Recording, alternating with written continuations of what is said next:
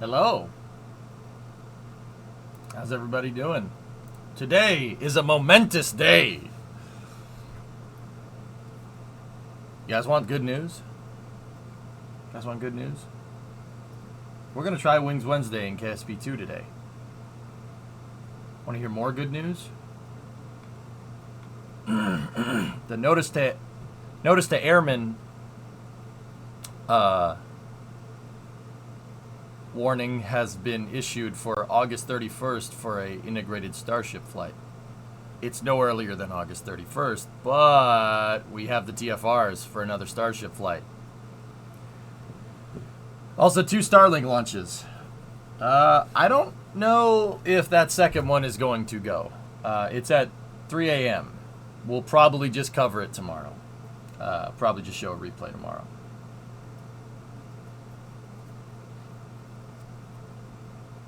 Oh, it's not Mars. It's the boats, not air missions. Yeah, there you go. So, there's also. Have you seen what AK guy is doing? Yeah, that's pretty sweet. Did you see the new Lego Concorde? I have. Also, this. 3 a.m. is the 100th Starlink launch. Nice. Leaving it there. Well, just doing what our system's supposed to do and protect against hellfish. Yeah, no, good for him. Sweet. Hope he wins. Getting camera setups ready for it. Yeah, so we got it's the NOTMAR, not the NOTAM. It's the notice to marine traffic. So for a exclusion zone around Boca Chica. So that's good news for no earlier than August 31st for a Starship flight. Also, that's rolling today. ML1 is being rolled back to 39B with no rocket on it right now, but it's being rolled back to 39B to test all the upgrades that they made to it. And once it finishes with the upgrades, they basically make sure all the upgrades are good to go. We'll probably start to see Artemis 2 stacking sometime soon, which is pretty cool. A lot of good news.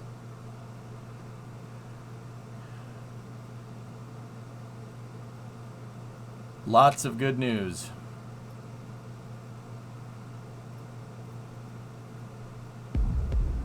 EJ, you absolute unit. Thanks for basically being an internet dad and brother to me. You taught me more about life than anyone else has. Thank you. No problem. You fix your lawnmower yet?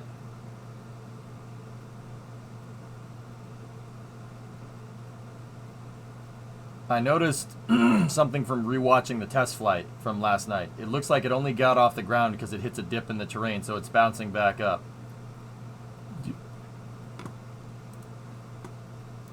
Yeah.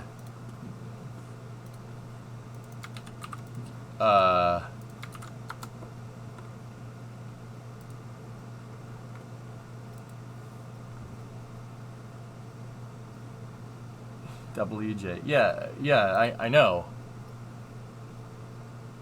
So, hey, same hat. Yeah. So, Creeper, yeah, we know. Okay, so I probably should have explained that. Apologies. So, okay, take a look at the rates. This is why rates are so ridiculously important, because we could sit here and we can watch what the thing is doing, or you could know exactly what it's doing with your pitch, heading, and roll, and then the rates. So, watch. When we're just rolling on the ground, you see a negative 3.09 degrees a second radian. All right? And negative 305 degrees a second angular, right? Basically, I could get into the math behind what this means. That's basically the moment on that axis. So one of those is the moment, and one of those is where it's going, right? And so think about it like the time circuits. This one tells you where you are. This one tells you where you're going, or what force is being affected to it, and then this is showing where you're going in terms of like movement. So negative 3.09, 3.05, that means it wants to nose into the ground. That right there kind of implies that we're bouncing off the ground here. I probably should have explained this a little bit more last night. it implies we're bouncing off the ground because you see, and dude, you could just tell from the rates. You don't even need to look at the plane. Watch.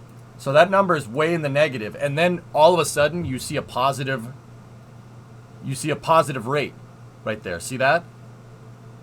Positive rate, positive angular. Well, that's degrees a second radian. That's not rate, but see how it goes see how it goes up and then it spikes? It spikes positive up to 14 degrees a second radian, meaning we bumped off something. That was, yeah, I should have explained this a little bit more, but yeah, I know it bounced off the ground. It's pretty easy to see it. I should have explained that that's the reason why, but look. So actually that's really good because this shows flight characteristics when the thing is actually up off the ground. Look. So this is the part where I touched on. So if you look, that rate goes negative, but it starts to go positive, which is good. That's a good thing. Negative 3.36 degrees a second radian is not, that shouldn't be much. That's not a lot of pitch down moment. It's a lot, but it's not like it's going to nose down eventually, but that's negatable. That's the big thing to understand. And this is what I was trying to explain. Like right after this, I was like, I know everybody's looking at the drag. The drag, that's not the number you look at right now. It's this number that we really need to pay attention to these because the drag doesn't make any difference because we're at zero angle of attack where we are versus where we're going. Right? Does that make sense, dude? This is why anytime we watch a launch and they give me the rates, I'm not even looking at the graphics. I'm looking at the telemetry. The telemetry is super important.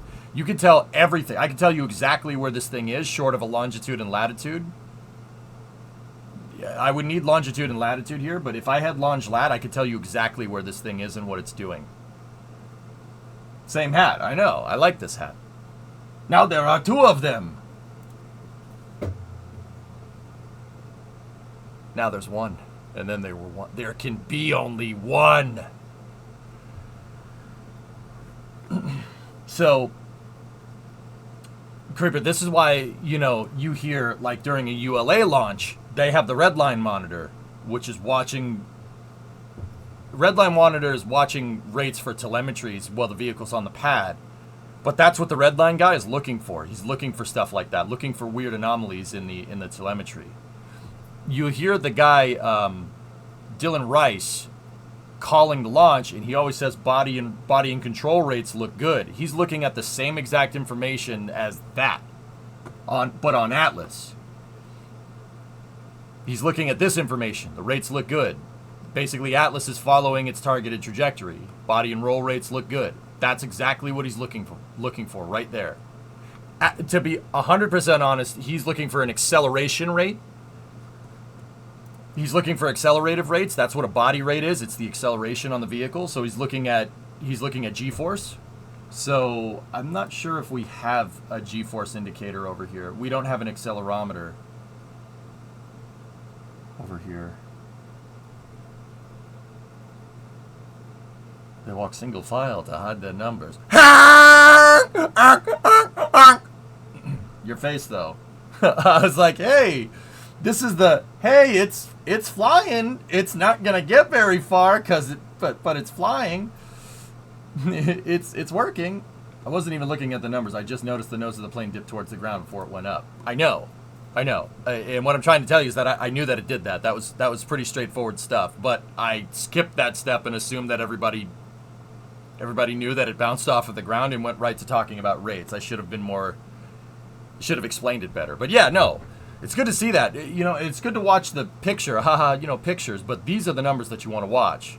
If you watch me play, I'm usually looking over here or looking at a nav ball.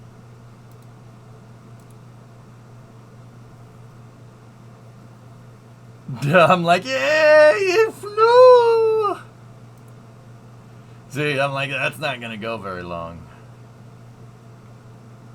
I put something on there, Josh, just to make sure it wouldn't side slip. And it still side slipped a little bit, but it's not too bad. No, get down. But yeah, I should have been a little bit more explanatory that I thought it bouncing off the ground was pretty given, but yeah. Either way, that was cool.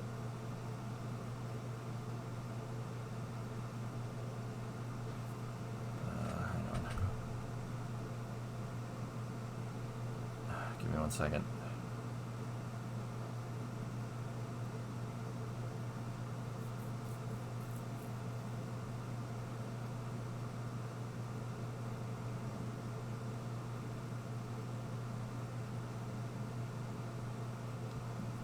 Alright. So, yeah, it flew. I don't have a second. You're bleeding me. Yeah. Alright.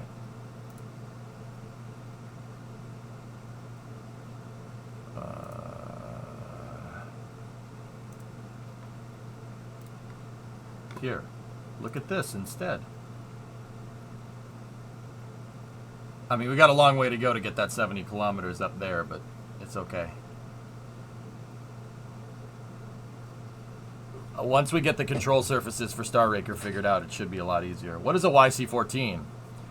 We're going to learn about it, Shaw. I've only seen one video of it flying, and I liked what I see, but it's a very weird-looking plane that should be favorable with procedural wings, so yeah, we'll see. It's moving. Chat, it's moving.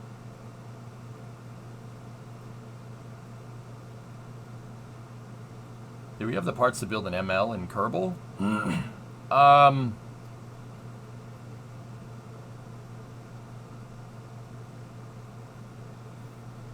Yeah.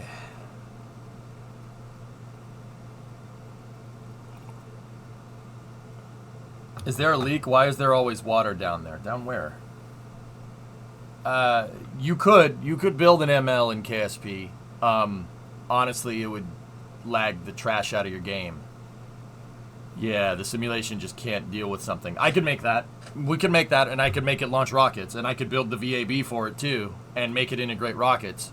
The thing is, it would take literally as long as it takes to put a real stack together to actually launch something in KSP. I've gone down that path before. Turns out that not launching anything in KSP for like months, under the guise of like understanding how a real space program works, is not the best content for the stream. Don't get me wrong, it's pretty cool, but yeah, you got to be launching. Got to be launching. People watch Kerbal to launch, see things launch. Yeah. Now, yeah, I could make it. I could make that. We could make it, and I could make it work. I could make all the umbilicals work. I could do the pad integration. We could do all of that. Should just bring back the Condor pad you made already and not let it go to waste.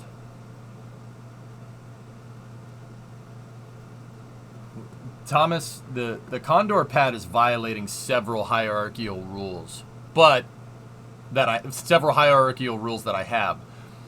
However, with that being said, those rules I learned from building the Condor pad and screwing that thing up so many times. I'd watch a YouTube time-lapse highlight cut of it. Yeah, but if the integration is going to take 8 hours out of my day, see what I mean? It takes a while. I mean, I could do it. Guys, I would be perfectly content with building more integrated launch structure in KSP. I could literally do that for like another 10 years. I love the launch pads. I like the machine that builds the machine. That's quite literally my favorite part. Yeah, that's by far and away my favorite part. But, yeah. Anyway, let's load up KSP2. We are going to learn today about a YC-14. I'll be honest with you, I don't know too much about this thing. So, while KSP is loading up, we'll start reading. So, apparently the YC-14 is an STOL, It's a short takeoff and landing aircraft. So we'll see. Speaking of the machine that builds the machine, the Lever 11,000 at the Boca build site has been reconfigured, and it's a big one. Nice. Ooh, it's kind of nice to hear that noise again.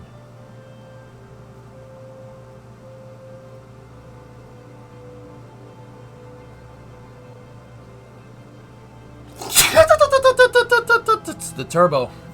Oh boy. Alright, so let's see what we have. I am going to start a new save. Rocket scientist?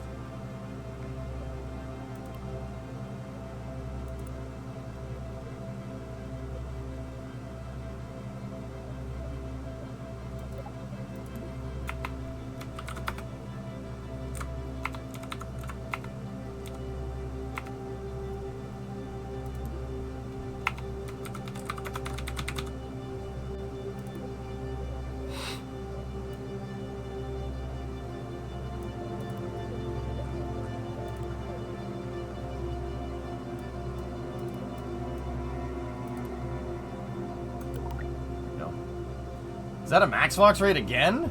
Whoa! Oh, you're too kind. Jeez. Here, as per our agreement. Here you go. Take them. Yeah. Fine, don't. Jeez.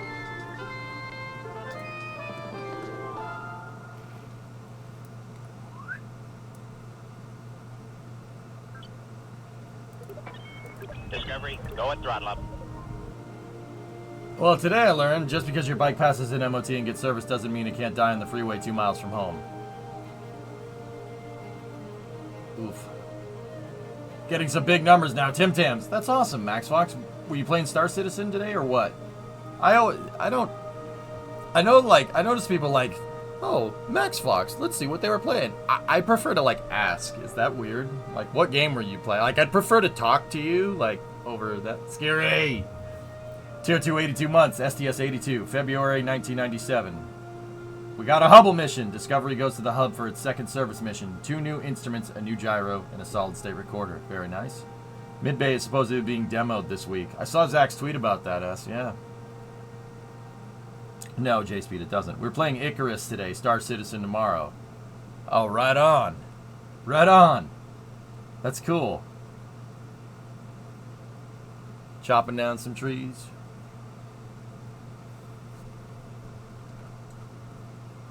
Icarus is a good game. That's fun. Remarkably solid for what it is. I appreciate it a lot. Wish I had more time to play it. Tuesday, Satisfactory. Wednesday is Icarus. Thursday, Star Citizen, plus bonus stream. Alright, nice, Fox. Actually, if you don't mind, may I ask another question? If that's okay? Like, are you on the streaming grind, or are you just doing it for fun? Because, like, I often attribute streaming to, like, cooking. You know, some people cook for fun. They cook gourmet meals for fun. Other people do it as their job. But that doesn't mean that people that do it for fun are, like, any less legitimate than the people that do it as a job. You know what I mean? So I always find it to ask when we make new friends here.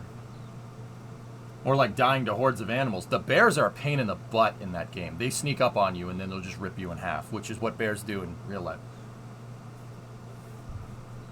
I started in 2016. When I'm not on tour, I stream full time, and now I'm saving so I can stream while I'm on tour. Oh, yeah, the sort. Yeah, cool. All right, right on. Right on. Make a little side hustle going on there. That's cool. Excellent, Max Fox. Good for you. I noticed that the raids that are dropping have been higher than they have been in the past. That's awesome. Streaming is a grind. So my stream is full time at the moment, and at the moment you take gigs. Cool. Hell yeah. There you go. There you go. Right on. Cool. Well, I appreciate you raiding me every day. I really do. Thank you very much. I gotta figure out a way to pay it back. Maybe like I stream all the way until when you go live again. I don't know if that's a good idea. You should tell them what you perform. That is entirely your prerogative, but if you want me to be the one to say it, Yeah, Max Fox is a sword swallower, that's pretty metal. The sword, the sword is metal. It's metal, right?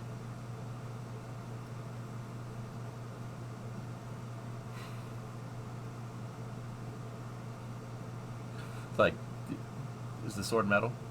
I hope it's metal. But also, is it metal? Sorry. Sorry. I'm weird.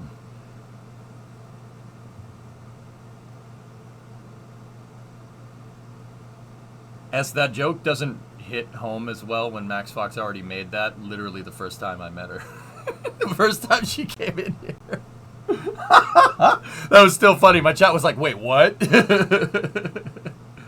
She's streaming now, watching your stream? Oh, shoot, really? Hey, let me out. And you were completely red-faced. I'm like, I wasn't ready for that comment. Hey, I'm stuck in here. She's holding me hostage. Let me out. Let me out. I swear. No, I'm good.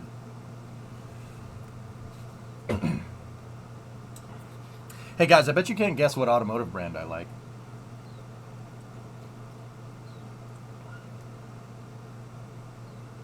Anyway, Max Fox, thank you for sharing your community over here. I do appreciate it. Thank you. No, paid privilege. We don't need to do that. Holden? Yeah! Big Holden guy over here. Yeah.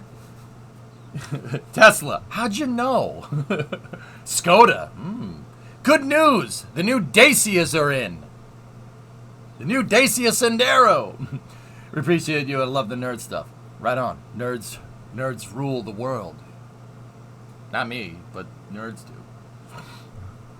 Dodge? I do own a Dodge, but it's the Satsuma. Good answer. Renault. Yeah. More like Renault. Am I right?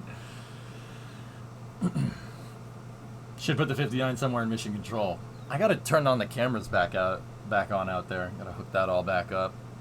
Mercedes. Yeah. No. It's too complicated. Lada? I do like Ladas. Twisted. I really do. Ladas need a small block Chevy though. That inline 4 pushrod motor that's in them is no good. They need a small block Chevy. Subaru. Oh God. No. I'm not a Subaru, bro. Max Fox. I don't go around drinking Monster Energy and wearing a flat brim cap. Do they do that down there? Subaru bros? I'm wondering. You own one. Told you about it. Yeah, but you don't have a flat brim cap though, so it's different. Red Bull. All right. See, you're good. You're all right. Have you ever played Car Mechanic Simulator? Yeah, Gentis, of course. My garage is attached to an auto shop. I have an auto shop, and I stream working on cars. I have played Car Mechanic Simulator, but doing the real thing and having the ability to do the real thing really makes me not want to play Car Mechanic Simulator. Is that okay? I don't vape. Oh, thank you. You're one of the normal ones. You're the Subaru. Okay, that's fine. We're good. We're good. I don't care. Don't care. Cars are cool. I like all cars. I really don't care what it is. That's the truth. I just have a man crush on Fords. It's weird. It's weird. But hey, whatever.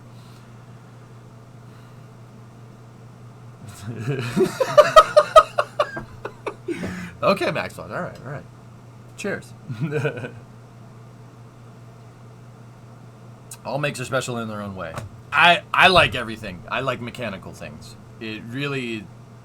Cars are just something that's accessible. Like, I'm not going to sit here and pretend like if I couldn't go buy like a rocket engine, you know, on like eBay Motors or something, like I wouldn't be doing that. I mean, there was that one time, but I couldn't afford it, okay? There was that one time. We almost did. Yeah. PLP 50. I can't fit in that car. I'm happy with my M3 C8 and Chase truck Excursion. Oh, you have an Excursion? I'm jelly. Okay, helicopter or submarine? Helicopter. Helicopter, Max Fox. I'd prefer to see death coming if that happens, rather than just lights go out. Where did you get this is a Razor Black Shark? Yeah, it's a Razor Black Shark. Black Shark V2. Completely depends if the UU is turbskied or not. Max Fox, is it turbskis? Inquiring minds need to know.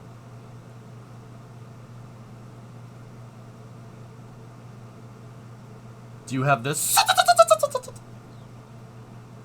Keep the heli and give me the sub. That's fair.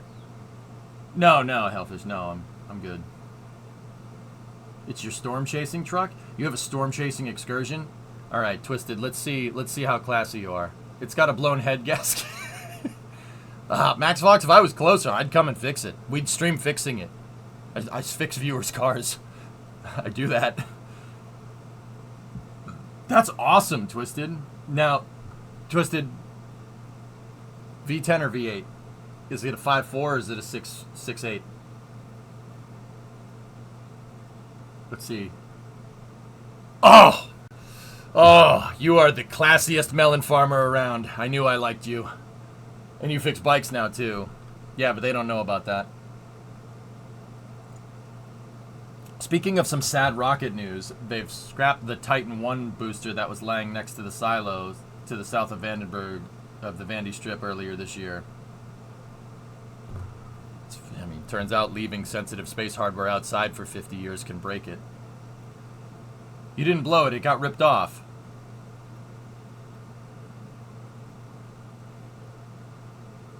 Right. Right. She's a beast, use it for hauling RC planes, but its main purpose is storm chasing. That's cool. The dealership gave you a road-worthy car. Yeah, Max Fox, if you were closer, we'd fix that. We'd fix it right on stream. I can do it. I can do the head gaskets on a Subaru. The problem is that my shop is, if I'm understanding where you're at geographically, you're about 15,000 kilometers away. Yeah, that might be prohibitive. It might be an issue. Where are you? I'm in the northeast part of the United States. Like, for somebody that's not familiar with the U.S., I'm like 3 hours northeast of New York City. You know where Fallout 4 takes place? That's where I live. It's not as crappy as the game, I swear.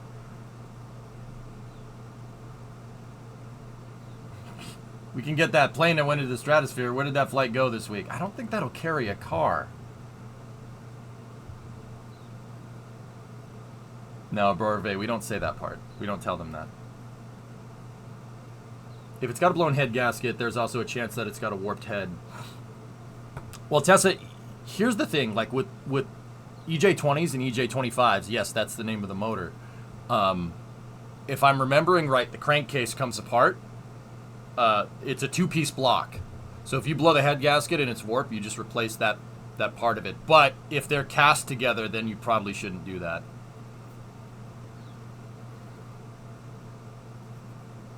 We need a pressure test. If you go to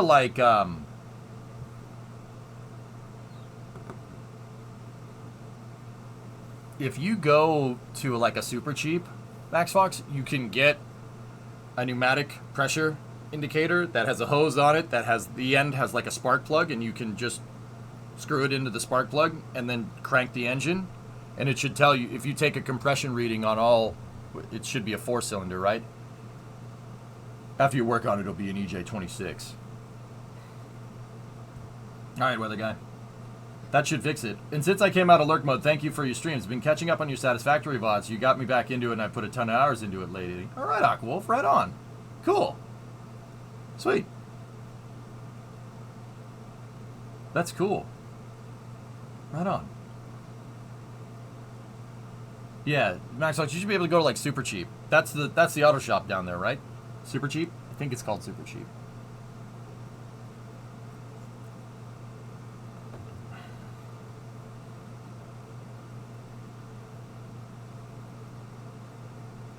Psyched for today? All right, yeah, we got a 2017 style schedule going today over on my end here. Only if I had EJ come visit Australia to fix her car, it would cost less than taking it to the mechanic. Max Fox, so like here's the thing. Like if I stream it, I make money anyway. Like I could, you know, I could be a dick and be like, oh, it's gonna cost you $1,000 dues to fix it. No, we just stream doing it. It's content. It's free content. But yeah, I mean, I think getting the car up here to my shop might be a little, yeah. That I think a labor charge might actually be less than that. You could use your setup to stream it. I'll ask my wife if she wants to go to Australia. I mean, I'm game. We got to go during summer nats though. Do you want to develop an app? A dollar redo, yeah, Australian dollars, dollar redos. You guys don't know that, Joe? Dollar redos. No? All right. Oh no, visiting paradise.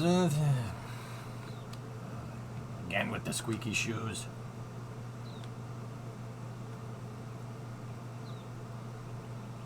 If you stream with the travel cost, you'll be a tax write-off.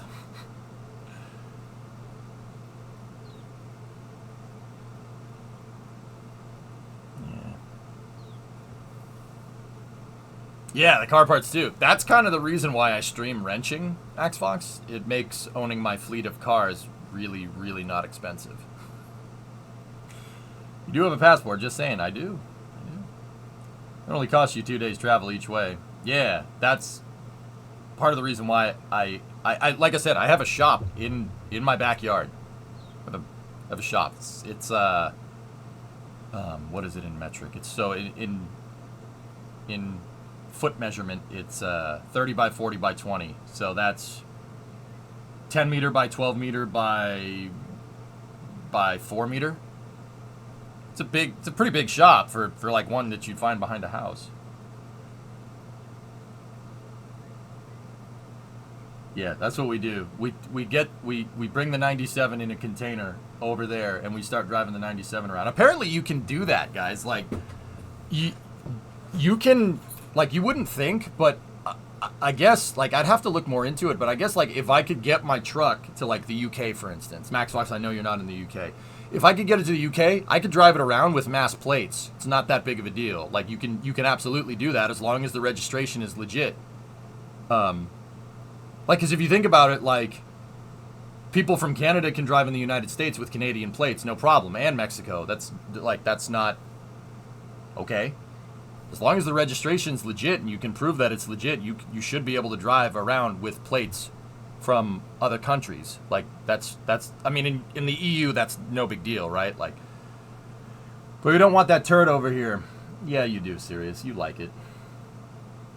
You know what, dude? I'd probably do it just to see all the people go, what is that? I'd do it just for the, it'd be awesome. You know exactly what kind of automobile is that? How dare you? I'd do that. Yeah, that'd be fun. I'd enjoy it. My tools are in my van when my van was stolen in 2020. Stolen? Oof. No freaking clue how they get Australian cars over here. Well, you just put it in a shipping container. You got to buy the container or rent the TEU, the Connex. You buy it and put it in there, and then you pay somebody to move it. That's it. Van Life Tour Bus Workshop, all in one van. That sucks. I think you're limited to like 6 or 12 months, but yeah, you have no issues. Tessa, if I hit the lottery, I'd do that. I'd take the 97 everywhere, just because. How cool would it be to have pictures of that truck all over the world? That'd be really neat. We all say the person driving is obviously compensating for something. Yeah, but serious, here's the thing. My truck is not lifted. It's not on big, fat mud tires because it's not a mudding truck. It's just a utility vehicle. It's very unassuming. Hey, King Kitten, what's up, dude? I've seen plenty of U.S. plates here in Europe. No problem with that. That's freaking cool, dude. Yeah, and the 97 probably wouldn't fit on some European roads. The 59 would. 59 would, but... yeah. I mean, Shaw, it depends on the roads. Like, from what I saw in the Netherlands and stuff, when I went there, yeah, it should have no problem. You should have no problem driving around. It's no bigger than a transit van.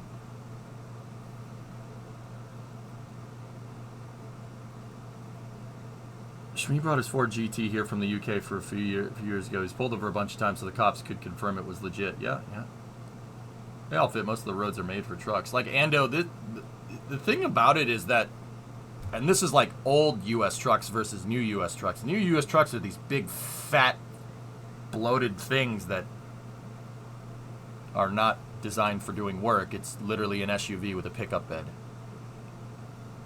My truck is it's a utility vehicle. It's an actual utility vehicle. It's designed for towing. For towing trailers around. You could tow with it. You could tow a big freaking trailer with that thing. So, I'm telling you, it's not this big, flashy, ridiculous thing. The 97 just looks like it's very unassuming, and that's why I like it. Because it's not designed to look flashy. It's designed to do work. Yeah, don't get me wrong, those aren't mutually exclusive, right? But, yeah, I don't like... I'm not really that big of a fan of flashy trucks. You have a Morris Minor pickup. That's basically, yeah. A minor pickup's, yeah, that same idea. But the thing is that Morris Minor pickup could probably fit in the pickup bed of my truck. It's a big... It is pretty big, but... Yeah, exactly. It's about the same size as Tesla, like a Bedford, a small Bedford van, something like that. It's not that big. It's not as big as you think. It's not some big honking, rolling coil diesel thing. It's just some unassuming truck. It looks like everything else. The 59 is just a retro K truck.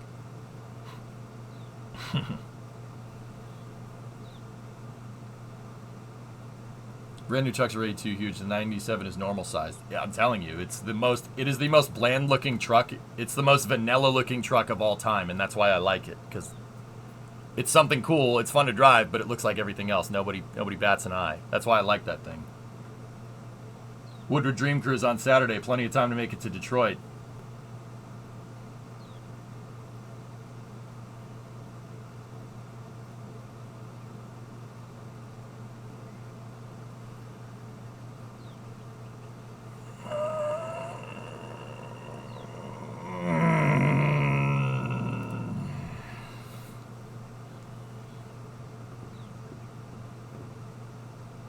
I'd love to see you turn the F-250 into a farm truck.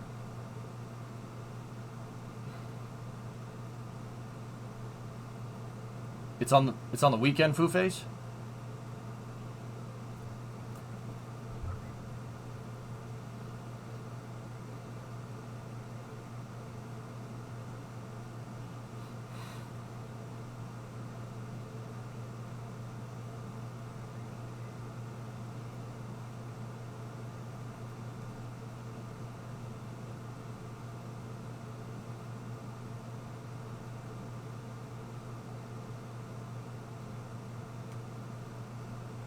Give me 1 second.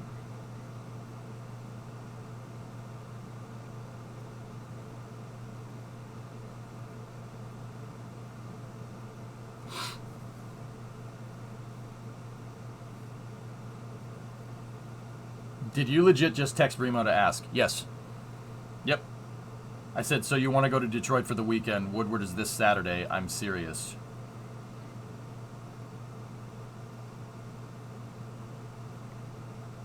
I do not have a response, which means Bree is looking at her phone going, what the frick? I'm serious. Foo Face, hey, I wasn't doing anything this weekend. I just changed the oil in the Fusion, and I aired up all the tires, and I cleaned it. So I have a vehicle that we could do it. People have been sitting out there in lawn chairs since Monday. How would Bremo react if you called her your ex-girlfriend? She'd probably laugh and think it's a joke. Yeah. You have a Ford Fusion. We have a 2020 Fusion, no force. It's the car I don't really show on stream too much. I have a 2020 Fusion that's, dude, it's 2.0 turbo all-wheel drive. It's cool. It goes. And that little spinny boy turbo in there, the turbo is tiny. It's like the size of a baseball, but it's an extremely high rev turbo. So, yeah, dude, it goes for a 2-liter. It goes pretty fast. Ex-girlfriend is technically true. 3 a.m. bedtime. All right, Max Fox. Hey, good talking to you. We'll let me ask my better half about this. We'll see. Uh-oh. Uh-oh, I got a call. Hold on. Hold on. Uh-oh. You're on stream. What is your proposal? Where are we going? When would we leave? What are you? Huh? What are you saying? You want to go to Detroit for Woodward? Yeah. When would we leave? When would we get there? Friday afternoon? Oh yeah, you don't have to. Yeah. I mean, I can check what my parents are doing. You can check the weather. We should do that. Let me see.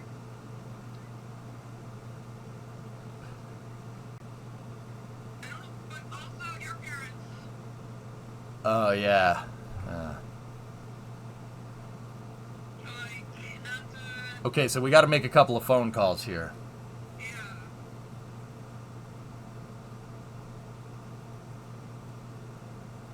I'm down. I'll drive through the night. That's not a big deal. Yeah, I'm always down to go home.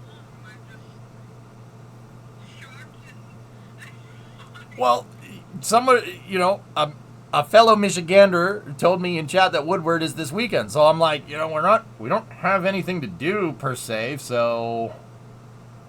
I mean, you're not wrong. It's supposed to be. It looks like 78 and sunny. Yeah, it's supposed to be sunny all weekend, but chat already gave me the weather forecast. If you. I'll message my mom if you message yours.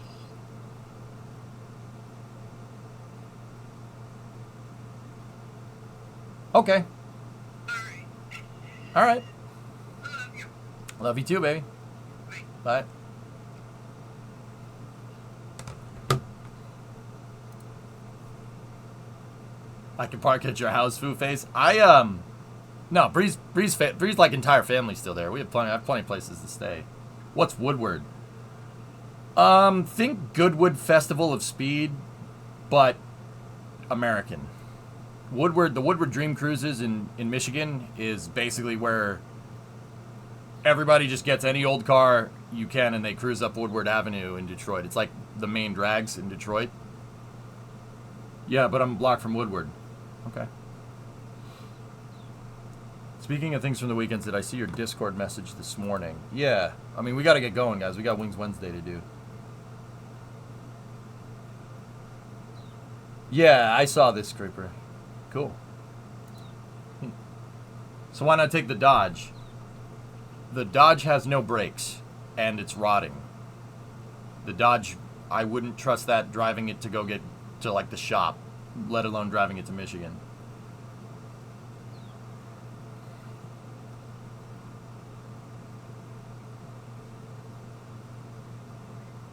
But, yeah, we'll see.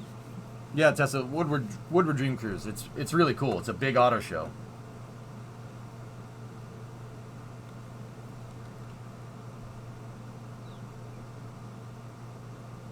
I probably have to give my mom a call.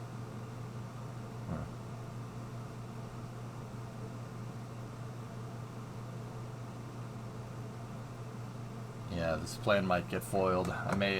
We might have other plans, which, imagine throwing one of these in the F-250. Yeah, that looks like a big block Chevy. But, yeah. Tell your mom I said hi. Okay. Yeah, Derek's going to be there. Yeah, no, well, you need the truck to cruise and not a Fusion. I don't know if the 97 would make it. I'm not sure. I mean, it might. The tensioner, the tensioner on the serpentine. It needs a new tensioner. It needs a new serpentine belt. It's making a nice grinding noise. But other than that, yeah. I mean, I don't see why it wouldn't change the oil. It should be fine. I'd rather not take anything and just go with the Mustang or the Fusion. If I get the Mustang, yeah, Bree, we get the Mustang aligned. The Mustang will make it easily, no problem. Take the F-100. Ooh. That sounds fun. Never heard of Woodward. Woodward's awesome.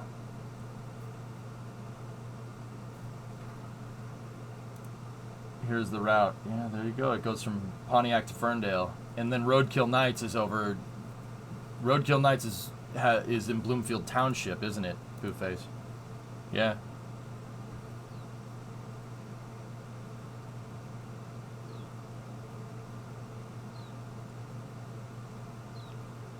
No, Hillness, not at all.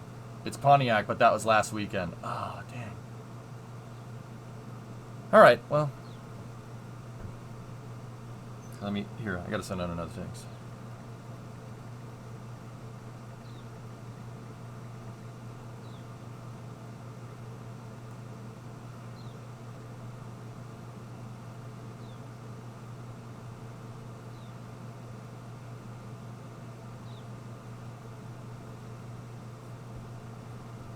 Or better yet, rent a car and carry the F-100.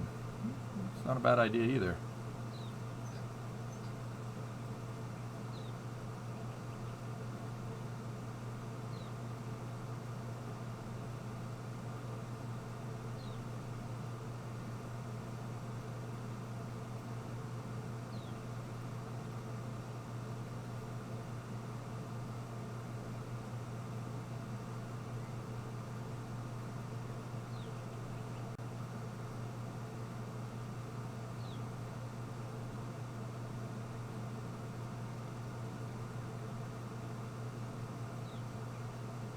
I gotta send out a text. Sorry, I know it's very unprofessional.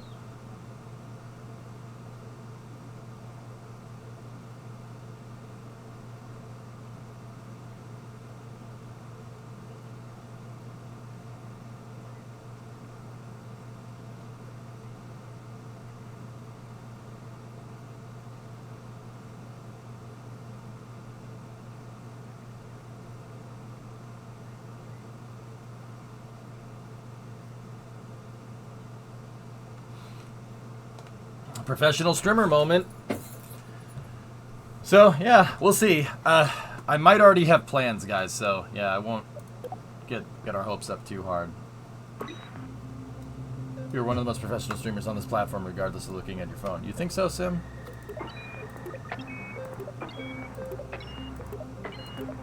Oh, I kept the damn tutorial on.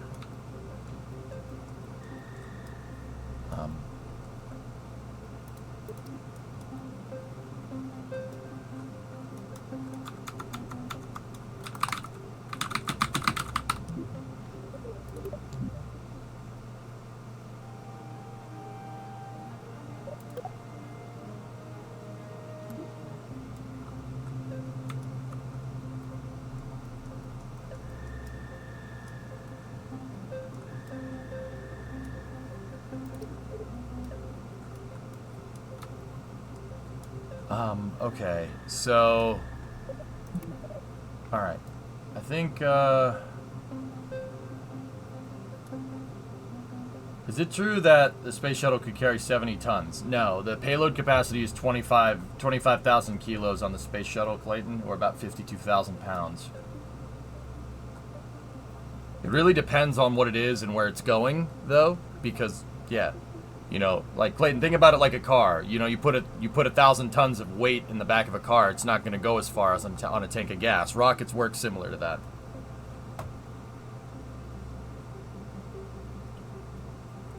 Oh yeah, second rate, absolutely. All right, so we'll see how that transpires here, and we'll go from there. So today we're working. I want to do a Wings Wednesday in KSP2. The reason why is basically chat kind of convinced me that we can mess around with Kerbal 2 doing Wings Wednesdays.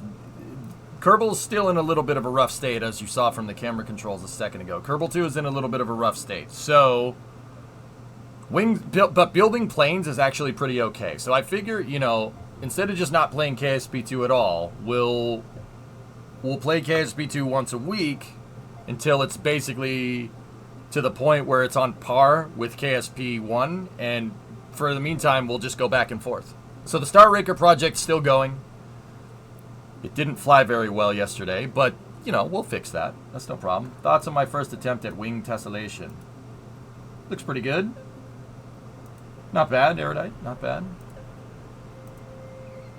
The next update is due on the 22nd. Yep. So, we're going to learn about this today. The YC-14. This is what I want to make. I don't really know much about this thing, to be 100% honest with you.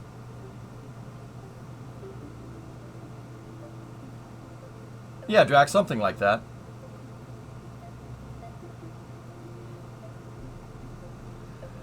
So, let's read about the YC-14. Let's, I don't know anything about this plane. I know it has the Y designation, so that means it was in competition for a contract. So let's read. And I know it lost a contract, I think, but let's see. The YC-14 is a twin-jet short takeoff and landing tactical military transport aircraft. It was Boeing's entrant into the USAF's Advanced Medium Short Takeoff and Landing Transport competition, which aimed to replace the C-130 as the United States Air Force short takeoff and landing tactical transport. Although both the YC-14 and the competing McDonnell Douglas YC-15 were successful, neither aircraft entered production. The AMSD project was ended in 1979 and replaced by the CX program.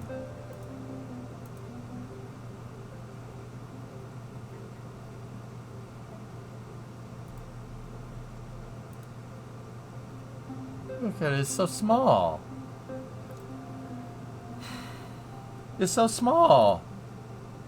Yeah, that's right. The YC-15 ended up becoming the C-17. I'm guessing it's from that CX program. So, in the mid-1970s, the USAF began a paper study, the Tactical Aircraft Investigation, with Boeing, McDonnell Douglas, and other companies to look at possible tactical transport aircraft designs. This study was a precursor to what became the Advanced Medium STOL Transport Program. As part of this program, Boeing began to look at various high-lift aircraft configurations. Boeing had earlier proposed an underwing externally blown flap solution for their competitor to the C-5. This is broken. The page is broken. Can't scroll. Can't refresh. Okay, that's good.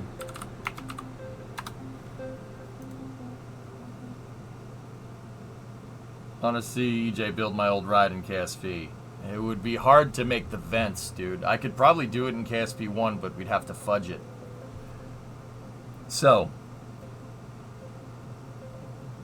it had a proposed underwing externally blown flap. Blown flaps or jet flaps are powered aerodynamic high-lift devices used on the wings of certain aircraft to improve their low-speed flight characteristics. They use air blown through nozzles to shape the airflow over the rear edge of the wing, directing the flow downward to increase the lift coefficient. So there's a tap-off. There's RCS that goes into the wing, basically, but it's not RCS. It's just... okay. Reminds you of the BE-200. Yeah, except it's not a seaplane, S, but yeah. Yeah. Interesting. Okay. That must be what these things are. It must be a tap off from the jet to get a lot of pressure underneath the wing.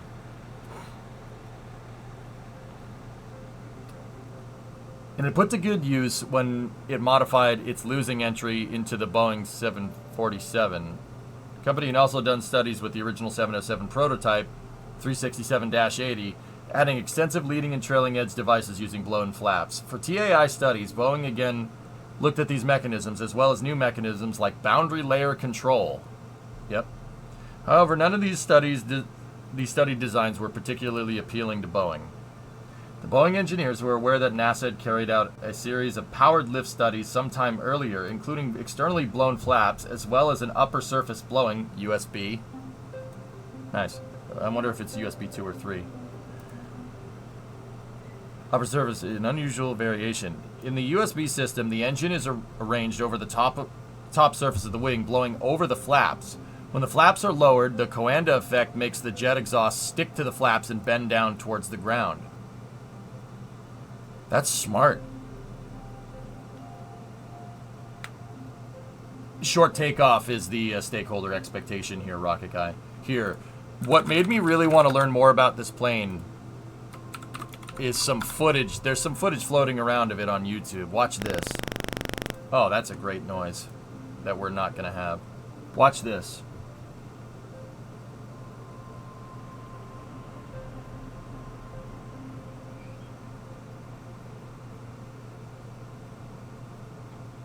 That's nuts.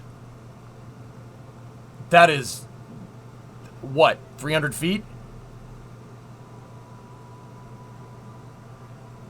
Watch this thing fly around, dude. That looks like taking off a plane in GTA.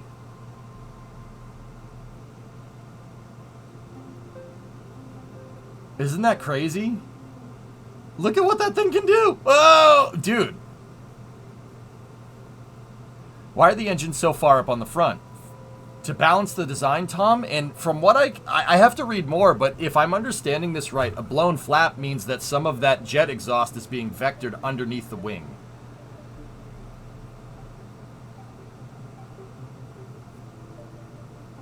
Yeah, they're intentionally creating a lot of high pressure underneath the wings to have the wings generate crazy amounts of lift.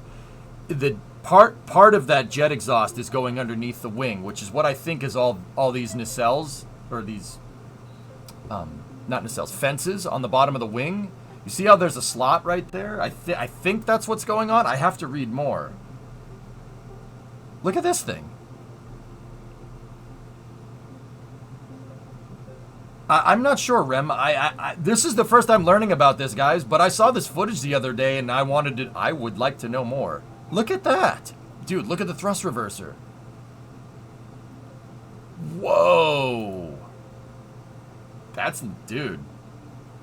See how quickly it stopped?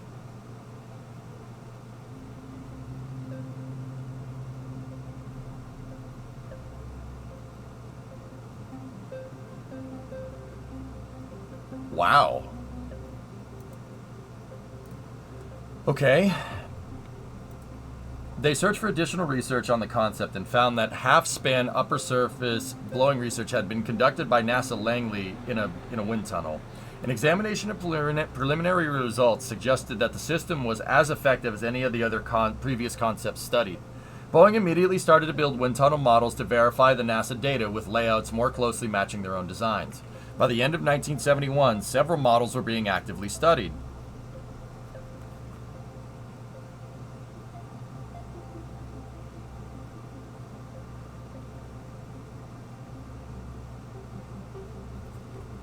Okay.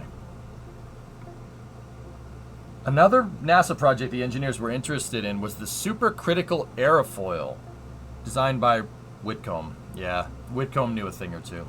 Yeah. No, he's not a farmer. Shut up. The supercritical design promised to lower transonic drag greatly, such as much as a swept wing in some solutions. This allowed an aircraft with such a wing to have low drag in cruise, while also having a wing planform more suitable for lower speed flight. Swept wings have several undesirable characteristics at low speed. Additionally, the design has a larger leading edge radius that makes it particularly suitable for low-speed, high-lift applications like a transport. Boeing incorporated the concept into their design, the first non-experimental aircraft to do so. Supercritical aerofoil.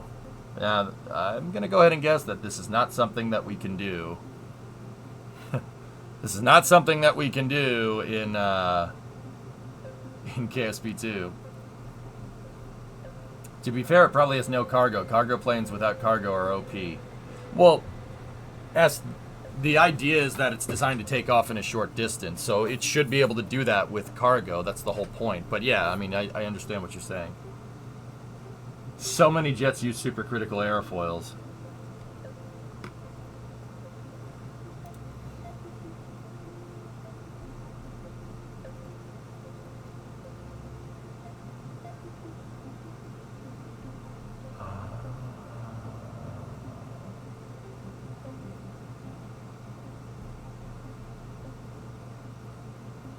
Tis the meta. Funny thing is, Rocket Guys, that kind of looks like Star Raker's wing now, doesn't it?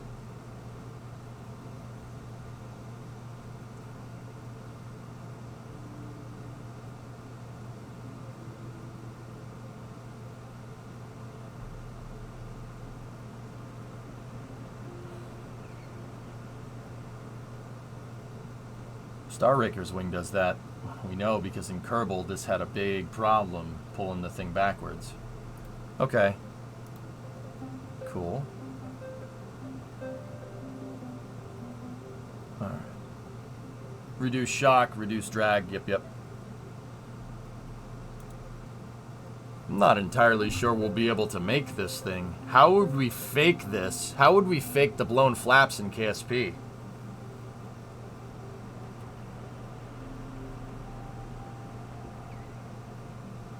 Huh.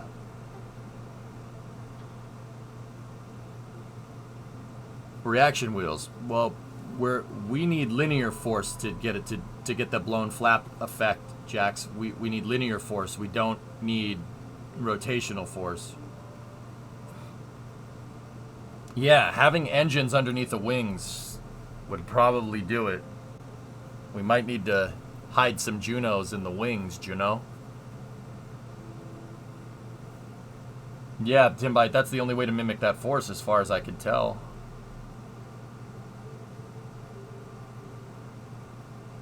Oh, sorry, I thought reaction wheels was a solution to everything in KSP. Yes.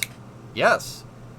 The RFP was issued in 1972 asking for operations into a 2,000-foot semi-prepared field at 500 nautical miles with 12,000 kilograms of payload, 27,000 pounds. For comparison, the C-130 of that era required about 4,000 feet, or 1,200 meters for this load. 5 companies submitted designs at this stage of the competition. Boeing with the Model 953 in March 1972.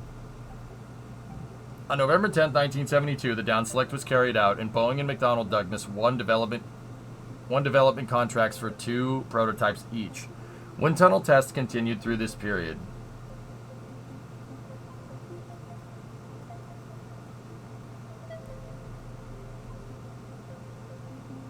Okay.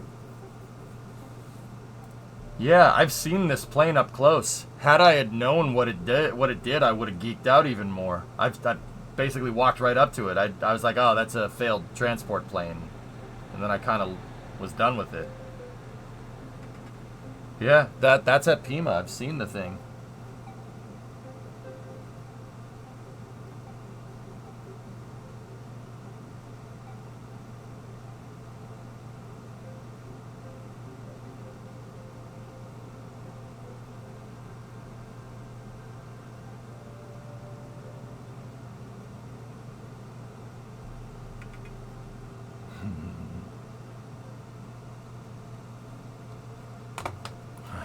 I'm still solving the Woodward problem. Interesting.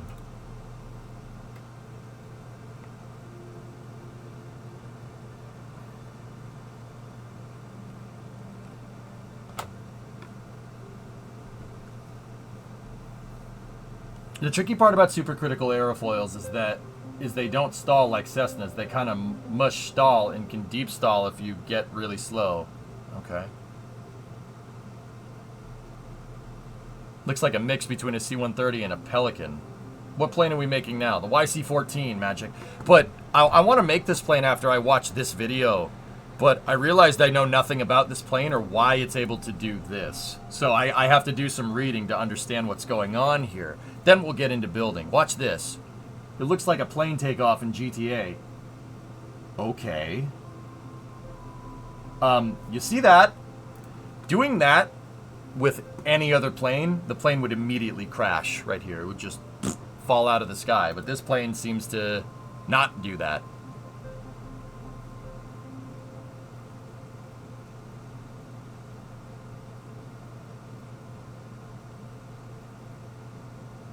I don't know if the Pelican was right. You haven't played Halo. No, the Pelican is... Yeah, the Pelican's right. You see that? That's... that would break most cargo planes. Like... Yeah. Alright.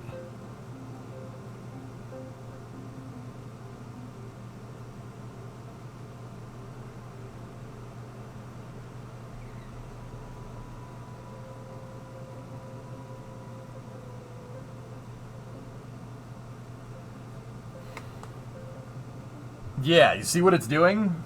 The jet exhaust goes over the wing. I think it's blowed through flaps. Wouldn't you want... So, Rocket Guy, educate me. Wouldn't you want the exhaust to go underneath?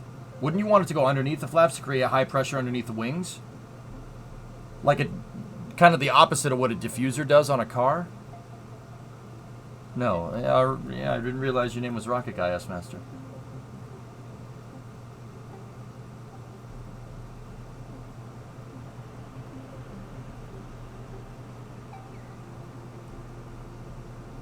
Need the airflow over the top of the wing. Okay.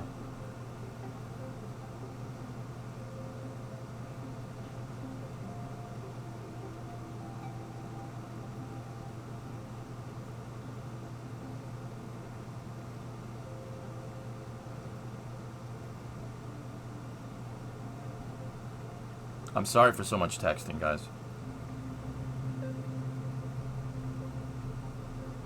Discovery, go at throttle up. Hey, Hawk, 50-month resub. Thank you very much. Yeah, I mean, so over the wings? Then why do they call it a blow-through flap? They talked about it up here. Externally blown flap is a solution. Are powered aerodynamic high-lift devices used on the wings of certain aircrafts to improve their low-speed flight characteristics. They use air blown through nozzles to shape the airflow over the rear edge of the wing, directing the flow downward to increase the lift coefficient.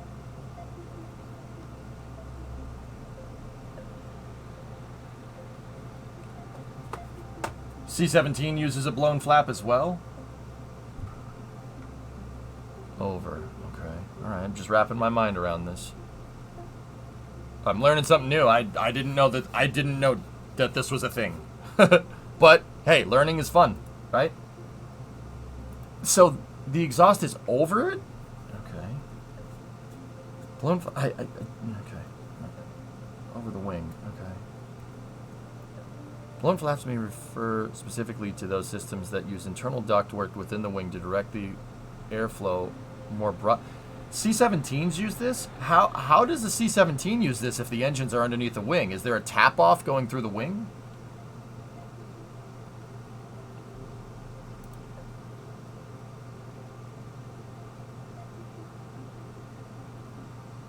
It's using bleed air. Okay.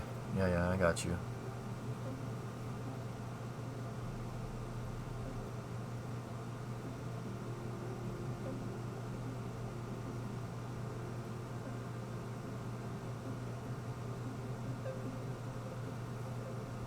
Interesting. This is going to be difficult to do. Not difficult in that it's like Star Raker, it's going to be difficult to make. I'm not entirely sure how we're going to mimic this phenomenon correctly.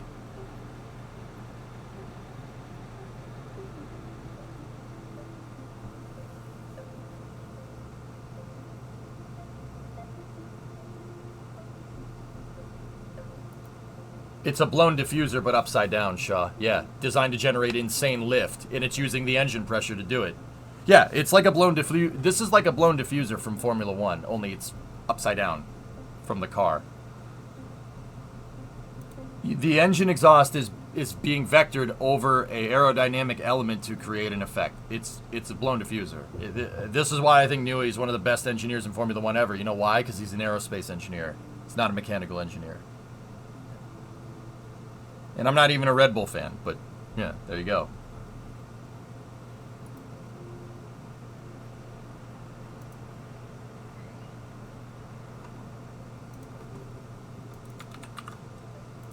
Alright, what's this? And he cheated off Jezza in high school. Yes. Yes, he did.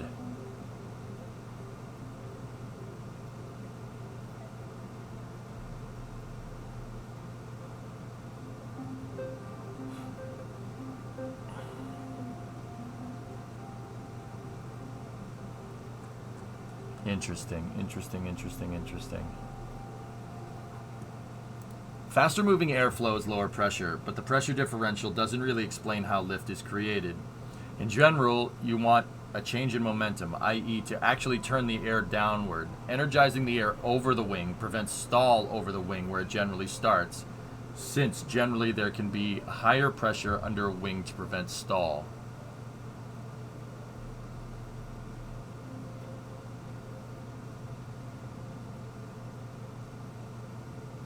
So despite the engine coming out of, despite the exhaust coming out of the engine, rocket guy, it's still it's going faster. The air on the air, it doesn't really matter. Not doesn't matter. That's not the right way to say it. But if it's going fast over the wing, then that's fine, right? It just needs to be going faster than the air underneath the wing.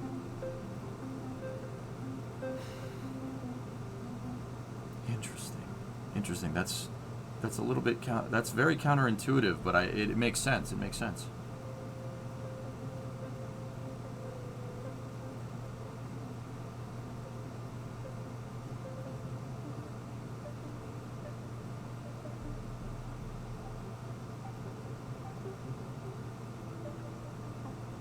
So, okay, Rocket Guy, EJ's trying to connect some neurons up here. So, with something like this, if you have a supercritical wing design with a blown through flap, right? Since the supercritical wing design is changing where the, let's look at,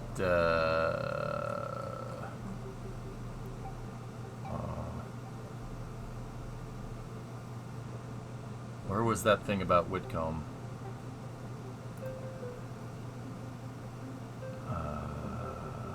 Here we go.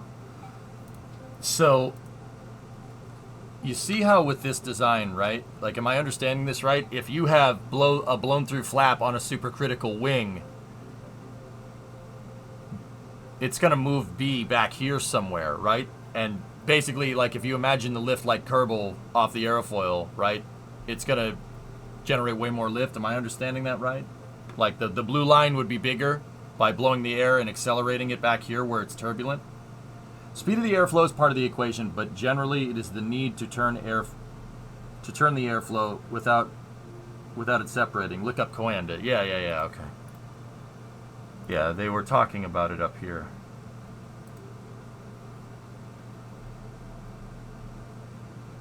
Yeah, okay.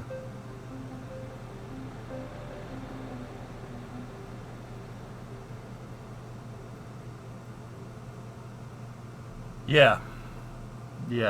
A supercritical wing takes advantage of the Coanda effect because you're not getting flow separation off the airfoil, right? Am I understanding that correctly?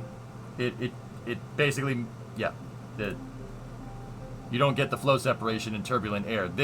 Because this wing lifts more, basically, right? It lifts more. So if you add an energizer to the boundary layer, it won't separate as early. So it's changing where the flow is separating by keeping the air going over the wing and using Coanda to steer it downward. Got it.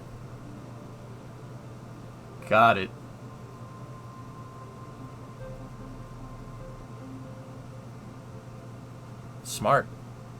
That's pretty smart, man. Pretty smart. Yeah. You can get the wing to lift way more. A smaller wing to lift way more. Yeah, I got you.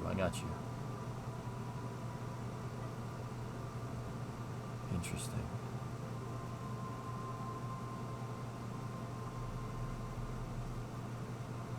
Freaking aerodynamics, man. It's all a multivariate problem. Aerodynamics is black magic to my simple mind. Space is better because there's no aero. So, Rocky Guy, another idiot question, just so I can teach this better. We were learning about SR-71 intakes the other day with Star Raker, right? The SR-71's intake purposefully does this. It purposefully does that, right? To slow down the air. It uses flow separation inside of the intake to make drag, right? And that changes the speed of the air going into the intake, correct?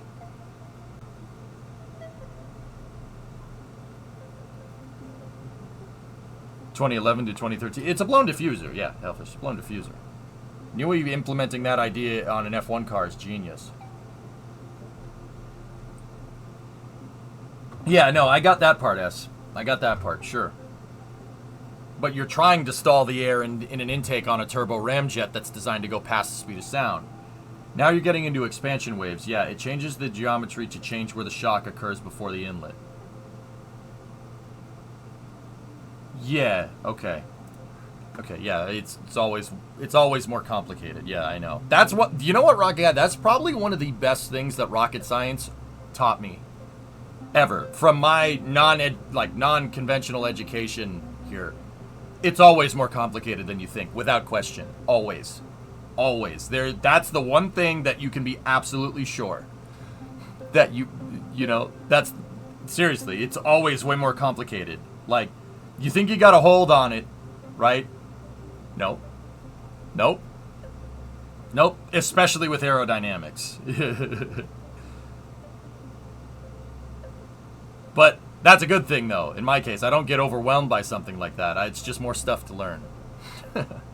So, now the real question is, I think I got a good understanding. We need to find a way to get the wing to make a ton more lift.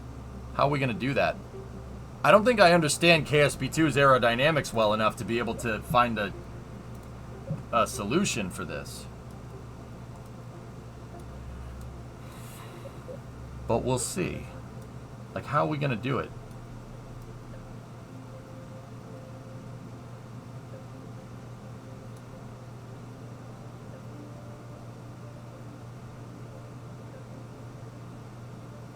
Start testing. All right. Well,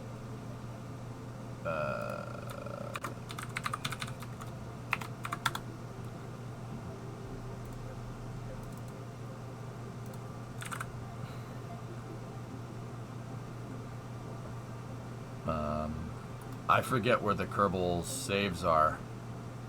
I thought it was in here.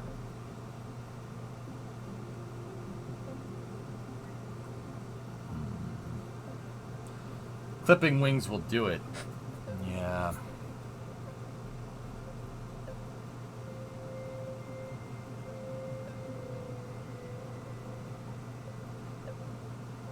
I don't know, Rocket Guy. We have no debug tools. There's no Aero UI in KSP2.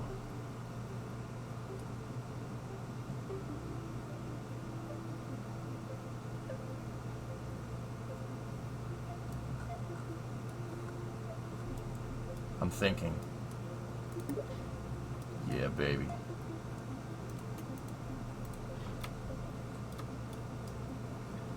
Oof.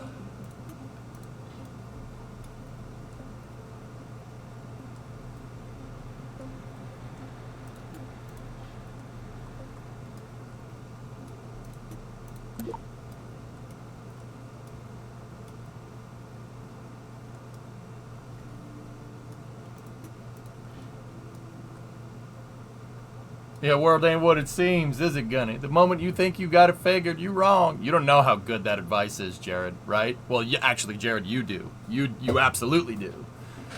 It's so true. With Aero, like, especially with aerodynamics, like, learning about these crazy things that we came up with, like blow through flaps, right? Coanda effect, Whitcomb, like, area rule and stuff. Compression lift from the XB70, which it is freaking complicated, man. The sheer fact that you can quantify that with math kind of blows my mind a little bit. Like, that must be one hell of an equation. And if I'm not an engineer, but if I'm understanding this right, there's, for aerodynamic calculations, probably a lot of differential equations. Am I in the ballpark there?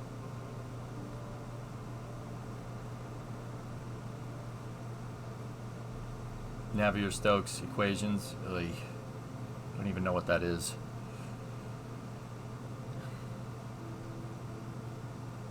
Aerospace, and I used to do rifle competitions. Hey, all right. Are disgusting and don't have a solution, but they dictate aerodynamics. How did somebody, dude? How did somebody figure this out without a computer, man? That must have been just straight number crunching. Can you? Frick me, that's ridiculous. That's absolutely absurd. Yeah, someone was a computer. Yeah, computer used to be a job title, Ando, right? Like, oof. That's nuts. That's absolutely bananas. All right, hold on.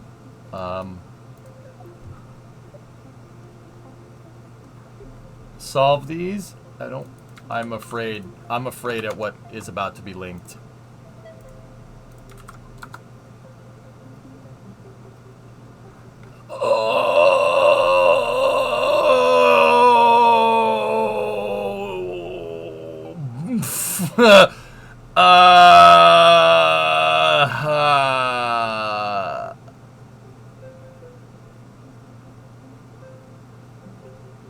I was solving these equations in preschool. The current T7 is a prime example of how cutting CFD still failed to accurately predict real-world performance at the boundary cases. Give chat some amphetamines like they used to have. We could probably figure it out. Oh. Professor EJ, is this going to be on the final? Yes. So yeah, to solve, you simplify and guess and assume for specific conditions. If you could prove that Navier-Stokes even exist, you win $1 million. All right. What? Okay, this is new. This is uncharted territory for me. What the hell does that mean? Navier-Stokes equations are partial differential equations which describe the motion of viscous fluid substances, named after the French engineer and physicist Claude Louis Navier and Irish physicist George Gabriel Stokes. Yes, that was necessary.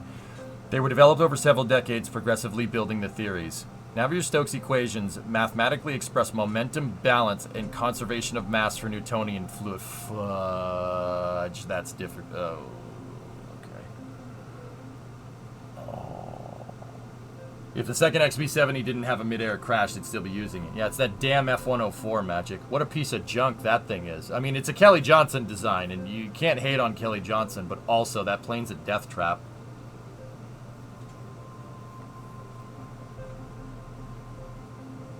This goes back to yesterday when you said that real-time fluid dynamics is really hard to do. Yeah, I knew that from the 3D modeling side of things, Anesthesis, but I never really delved into the math here, but also...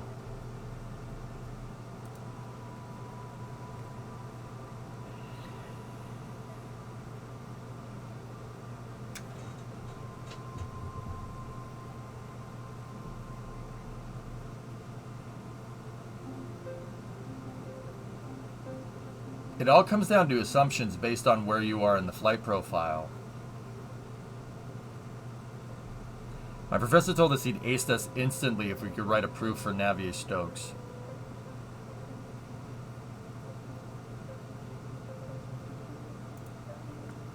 No, it's not. It's still a millennium problem. What do you mean, Ampa? Sorry, I'm having like 3 different conversations. What's that in regards to? Apologies. I'm getting a little overwhelmed by this, and I know that's not how that's not how you're supposed to look at it. With stuff like this, you just break down everything, solve as much as you can, and guess the rest, and then proof it from there. Like, I remember how to do math. It's just been a while. Solving the Navier-Stokes equation. Okay, yeah, okay. It's one of the millennium problems. Now, what the hell is a millennium problem? I don't know what that means either. Oh, gosh. Oh, gosh. Hey! All right.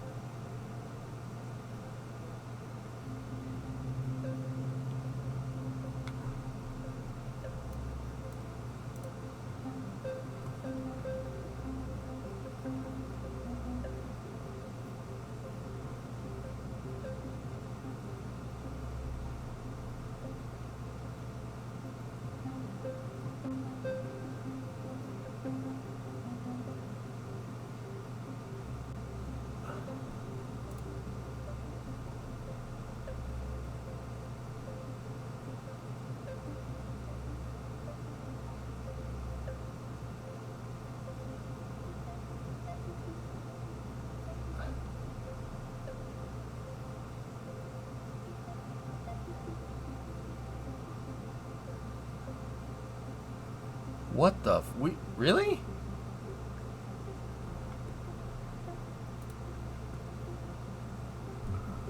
It's one of the reasons why we can't really explain how turbulence works. You win $1 million if you try to solve this.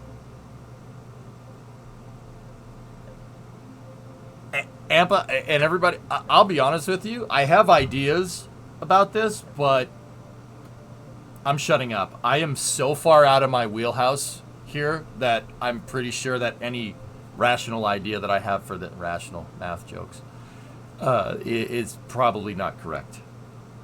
This is why fluid dynamics sucks. It's the math of general relativity, but for aerodynamics. So, okay. So, Rocket Guy, you and everybody else, you guys are telling me that we know that air is going to, like, we know that flow separation is going to happen, right? We know that that's going to happen, but we don't know why, right? Is that what we're saying here?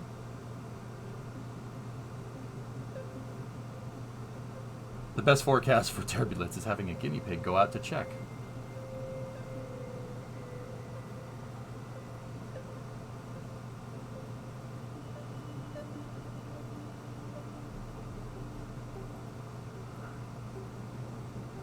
If it's unsolvable, does that imply it's missing something we don't understand? I think that's the gist of it, King, but I'm not sure. More like we can't predict it with an analytical solution that allows us to figure it out for every condition.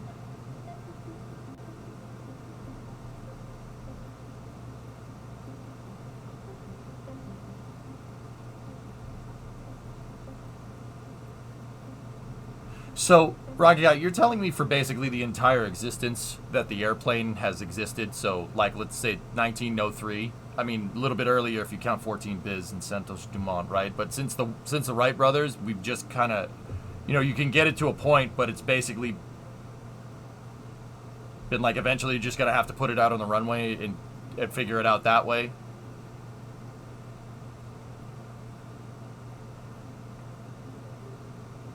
We winged it. My old professor used to say our airplanes fly based off of curve fitting. That does not help me. So, it's just like we think it's going to do this, but we're not 100% sure. But put it out on the runway and minimize the margin of error as much as possible based off of other people fricking around and finding out. I mean, I know that sounds like the scientific method to me. Interesting. Yes, hence why the YC-14 and its USB had several problems found only in the wind tunnel. I saw you doing Starlink coverage. Last weekend we were camping and we saw Starlink satellites go by. That's cool, Shoddy. You could simulate in a flow channel. That's how we do it.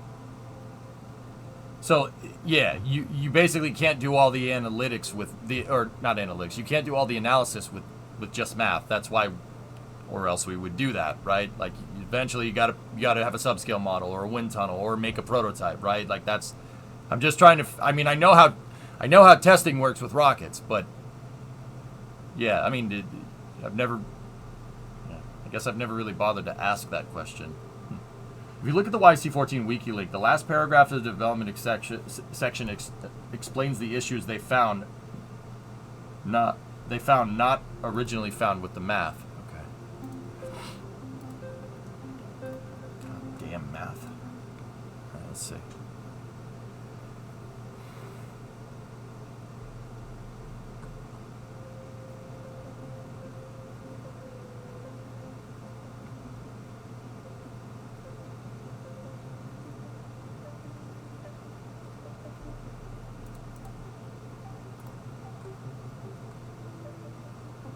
Two major problems were found and corrected during testing. The first was a problem with air circulating around the wing when operating at low speeds close to the ground, which had a serious effect on the spreading of the jet flow through the nozzle. This led to flow separation near the flap and a decrease in effectiveness of the USB system. In response, Boeing added a series of vortex generators on the upper surface of the wing, which retracted when the flap was raised above 30 degrees. Additionally, the tail surfaces were initially placed well aft in order to maximize control effectiveness.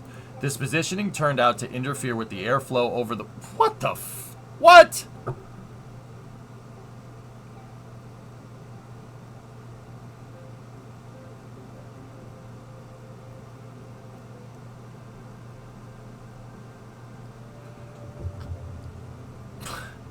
The tail surface were initially placed well aft in order to maximize control effectiveness. This positioning turned out to interfere with the airflow over the wings during USB operations. And the new tail with a more vertical profile was introduced to move the elevator forward.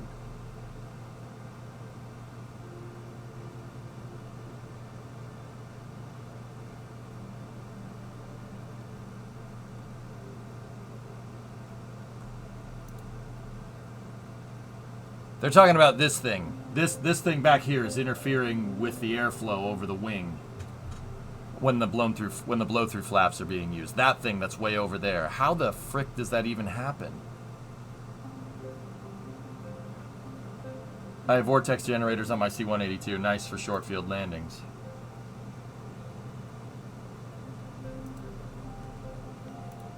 Weather forecast for tonight's launch from the Cape.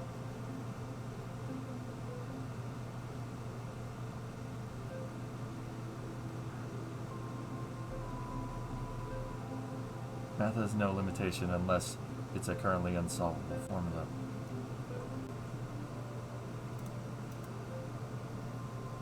Also, my new aerospace company had an employee appreciation night at the Nats Red Sox game last night. As a Braves fan, I never thought I'd root for the Red Sox. Braves are a Boston team, historically, so yeah, it's fine.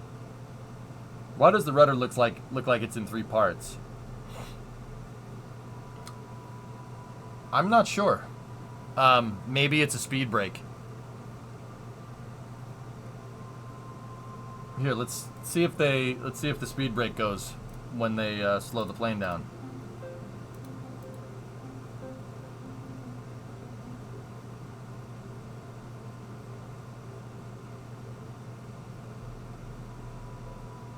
Nope. Interesting.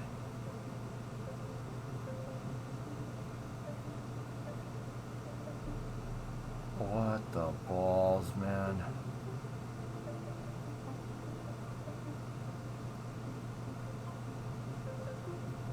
The plane can back up by itself. Ooh, tanks. Ha, cool. I think it's just painted stripes.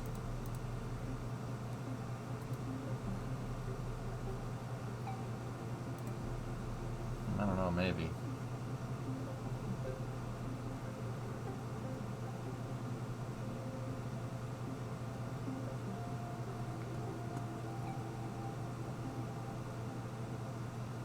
That's so wild, dude.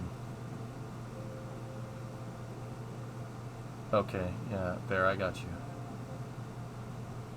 Huh. It's got CF6s on it. It's a big bypass. 230 kilonewtons each.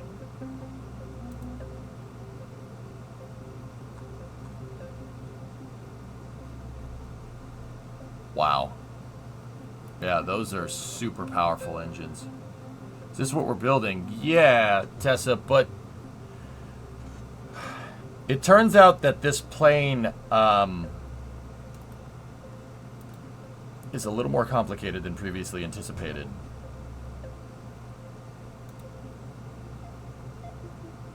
It's a cool plane, and we could build it.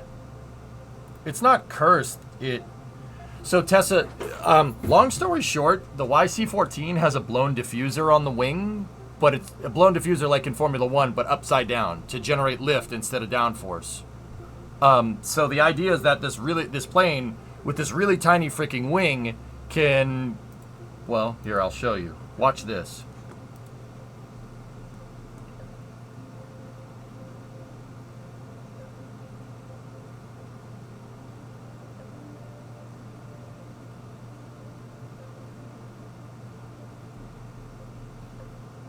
No, Element, I'm just not sure how we're going to be able to do it. How are we going to make this thing do?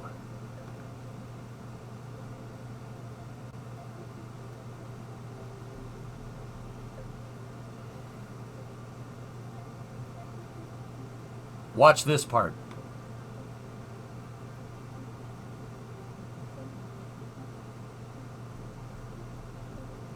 No, Artusis, we're taking... I was... Here I am thinking that this is going to be an easy build. I mean, look at how small the wing is for the plane. See what I'm talking about? That's a tiny little freaking wing. But it's, see what it's doing? It's lifting that entire... The plane isn't small. YC-14s aren't tiny. So it's like how prop planes work by working the air over the wing. Kind of, Tessa. It's Nui. It's a Nui thing. Well, it's not a Nui design. It's a blown diffuser that's upside down over the wing.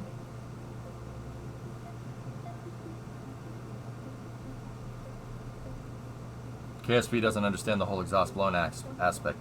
See, now I'm wondering what KSP does, what KSP2 does understand. I don't know. I just realized that there's a little bit of a problem. I don't know anything about KSP2's aero and how it works.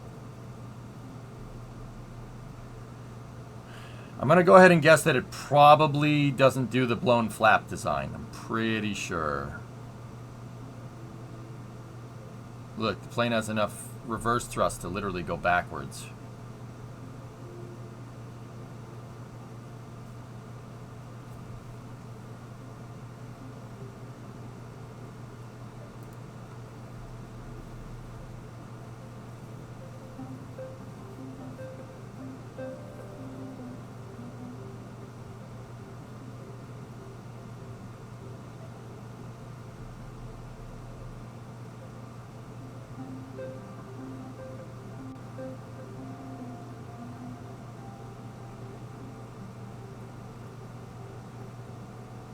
Yikes.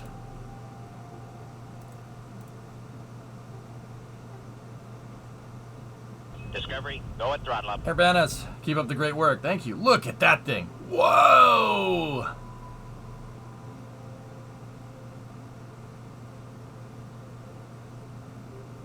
Monkas. You know what the messed up part is? I've seen this plane before. I've seen that plane flying. Or not flying. I haven't seen it flying. I said that wrong. I've seen it. Saw it up close at Pima. I walked right past it. I was just like, oh yeah, that was competing for the C-17, and I just kept walking. That's wild. That's wild what that plane can do. Had I known, I would have probably geeked out a little bit more. Yeah.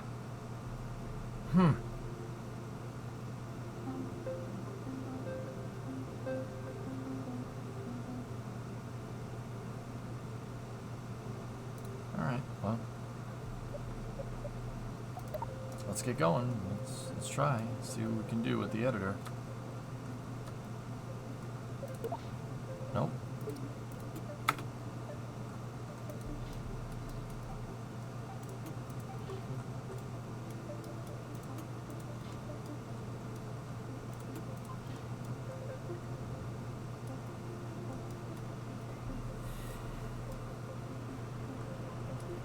Well, last time we made a cargo plane, I used this.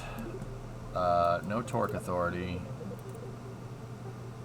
No RCS. No monopropellant.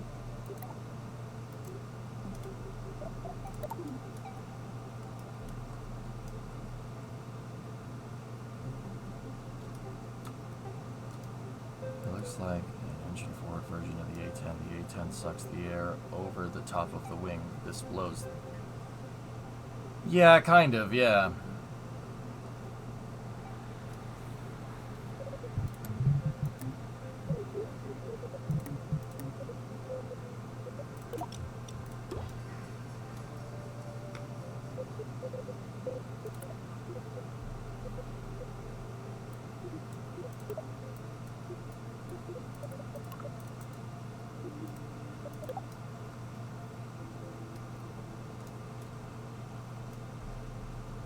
I got in late on the YC-14 stuff, but did Boeing make the 757 as a result of the research?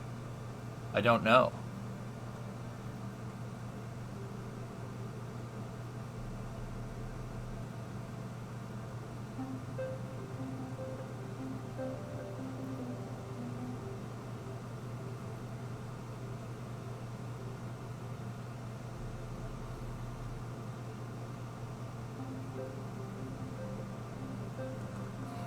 Let's check.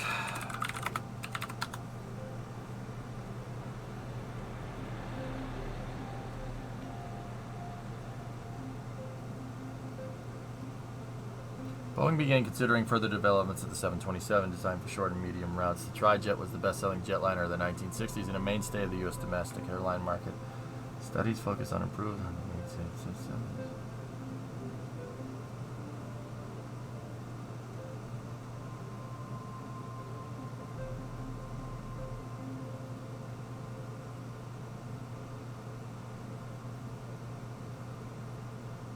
I'm looking to see if there's anything about it in here.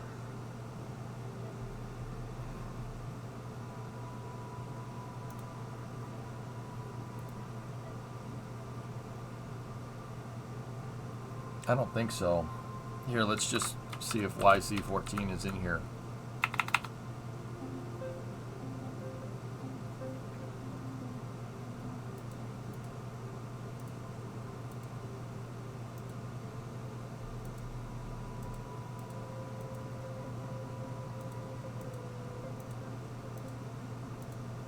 Nope.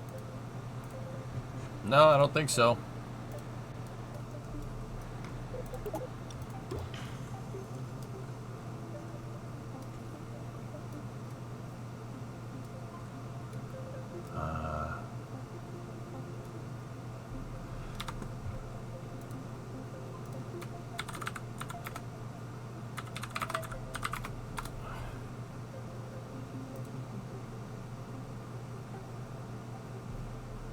Local low intercept, okay.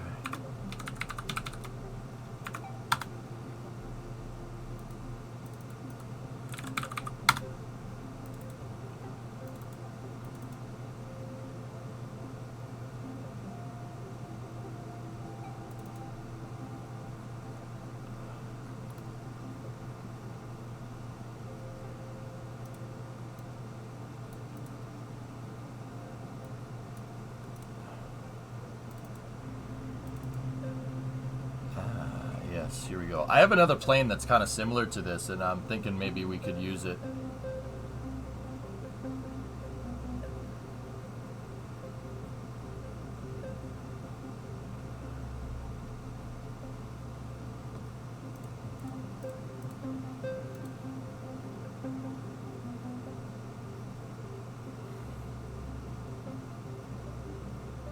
I'm trying to see if we can find it. It's in here somewhere.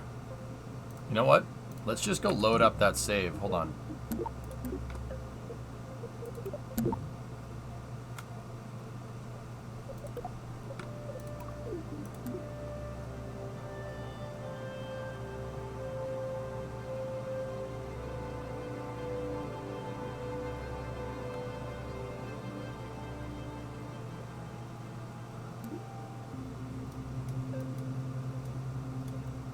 Well, there's the F-104. Discovery, go at throttle up. Hey, Play, what's going on?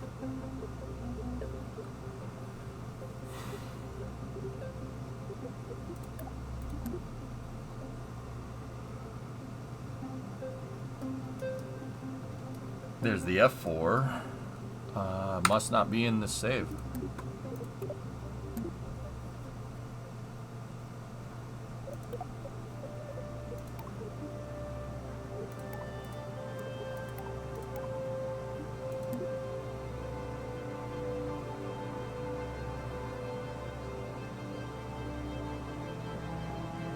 No, enjoying the heat wave. Did you see these? They got released by the USAF. Yeah, I saw your link, Tessa. Pretty cool.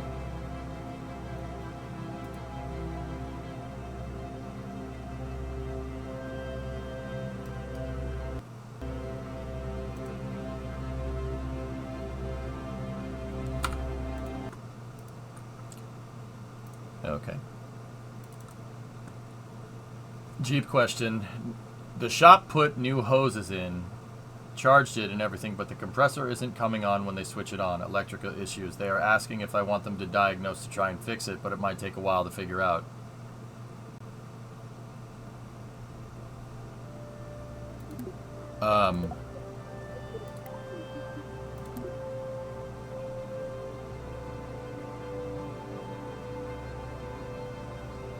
Yeah, it's because some bozo wired the fog light switch into the AC switch.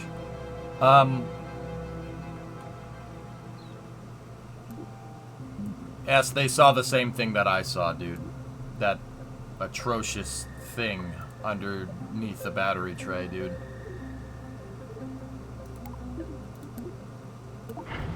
My kid now wants to go into aerospace engineering.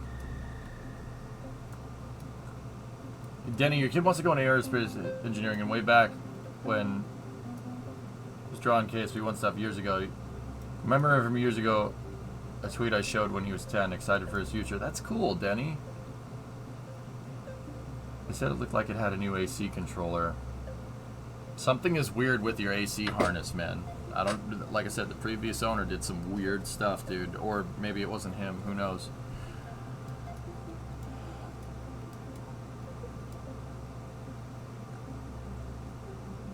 I mean, this thing kind of looks like the YC-15, so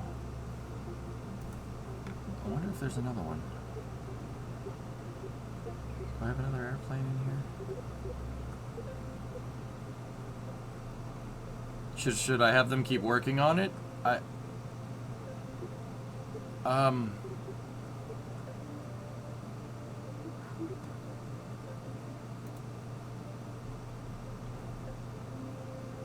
That's cool, Denny. That's cool. I used to do drawings like this in school. Yeah, I remember that. I remember saying that, yeah.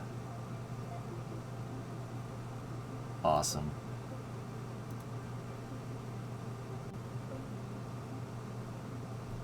Cool.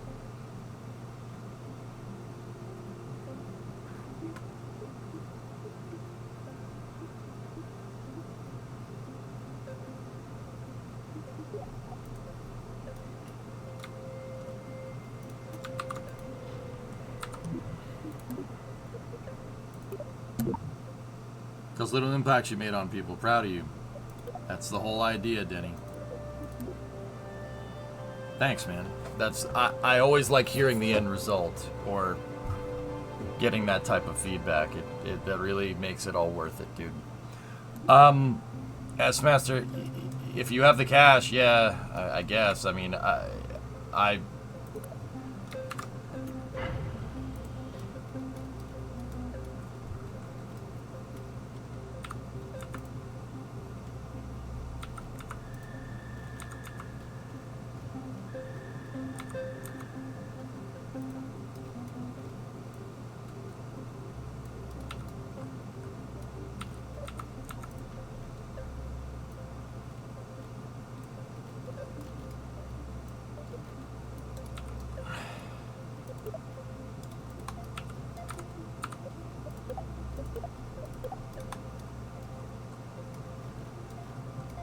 How hard and expensive would it be to replace the whole harness?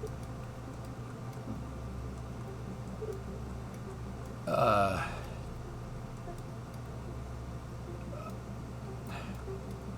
don't know. Expensive. Yeah, it would be costly. What the f-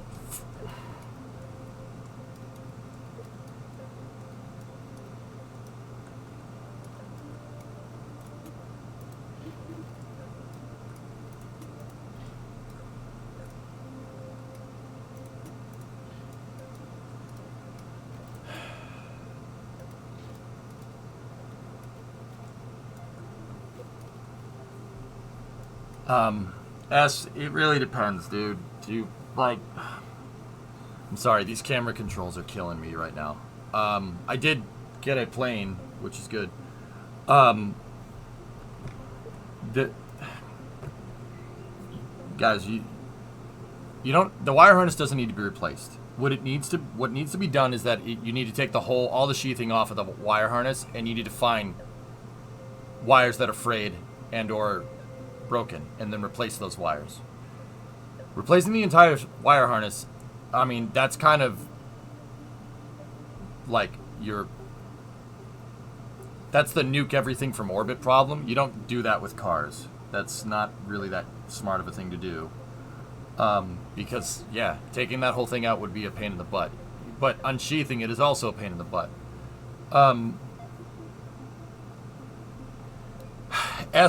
Look, it comes down to this. You could either sit there with a multimeter and troubleshoot the problem yourself, You sit with a multimeter and figure it out. I don't know if you know how to do that. You seem really adamant about wanting air conditioning, especially where you are, which is understandable. But yeah, if you don't know how to fix that problem, why wouldn't you leave it at the shop? Like that one time, yeah, anesthesis. I'm speaking from experience, yeah. No, it's not stressing me out. It's the damn camera controls, dude. It's really, like, as I don't like being this real with you on stream, but dude, if you don't know how to fix it, it's not, the problem obviously isn't going to get solved, and you want air conditioning, so you either learn how to fix it yourself, or you pay somebody else to do it for you. Learning how to do it yourself would be a little bit less expensive, and if I was there, I could probably help you with it, but, you know, this is what I told you when you drove the Jeep down there. There's going to be times where, dude, I'm 2,000 miles away. Like, I can only troubleshoot so hard over the internet when I don't have the thing in front of me. So,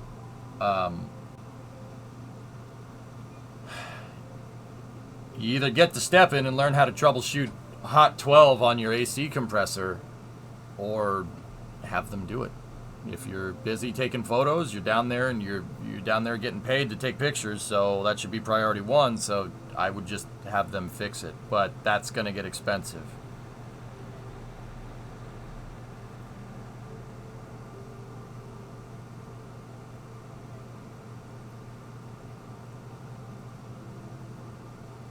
To be honest, I did that for my F250 AC harness, but it was a modular harness, and the new one was like $100. Yeah. Mm-hmm. Stupid question, but there is any way I could just like hot wire it up, like connect it directly to the battery with, or something.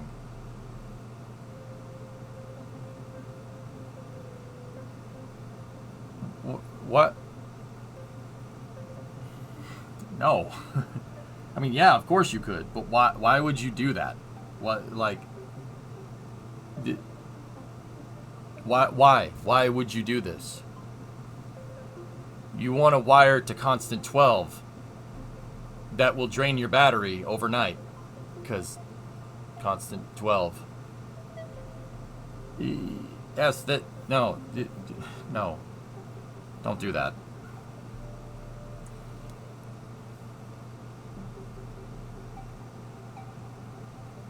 Discovery, go at throttle up. Hey, Monastery, what's going on? So the AC compressor is one pin on one plug, and the compressor is grounded through the engine. Yeah, like, honestly, yes, you're making more trouble doing that. You're making more trouble doing that. Diagnose the harness. Do it right. You're going to burn out the AC compressor. Like, so you want a hot switch, right? Your AC compressor. But wiring it directly to the battery means it's just going to be connected all the time. You'll drain your battery overnight. It's like leaving the lights on in your car. You need to start learning about what constant 12 versus hot 12 is. There's a reason why they call a car hot wiring, because when you turn the key, you send 12 volts to certain wires that can start the car, right? You need to learn about switch 12 or hot 12, switched ignition. The AC is on the switch 12 ignition, right? So switch 12 volt ignition, meaning when you put it in the run position, that's the only time the AC compressor can turn on, because you're only going to run the AC when your engine is on. Wiring it to the battery, constant 12, is not going to do anything. You're just asking for another short. You're asking for another short, and you're asking to just just destroy the wet cell in a battery overnight. You don't want to do that. The AC wire harness, like I said, some guy, whoever had it before you, screwed that up royally. It's so bad, because I don't know what the frick they were doing, but they wired a factory fog light harness into your AC switch, which is the dumbest thing I've ever heard in my life. At least that's what I can tell. So, dude, yeah, you'd have to go taking apart the AC harness. That's what I would do. I wouldn't try to replace the entire wire harness. Don't screw with the stuff just yet. You don't You don't throw the parts cannon at a vehicle like this. That's not how you work on cars, because you don't learn anything. You just throw a parts cannon. Anybody can spend money fixing a car. Anybody can spend money and have somebody else fix a car for them. Learning how to work on the car is the benefit of it. That's the benefit of doing it yourself. You learn, right? So you need, unless you know how to troubleshoot the wire harness, you need a multimeter, and you just basically got to sit there and see which wire is running hot 12 to the AC compressor.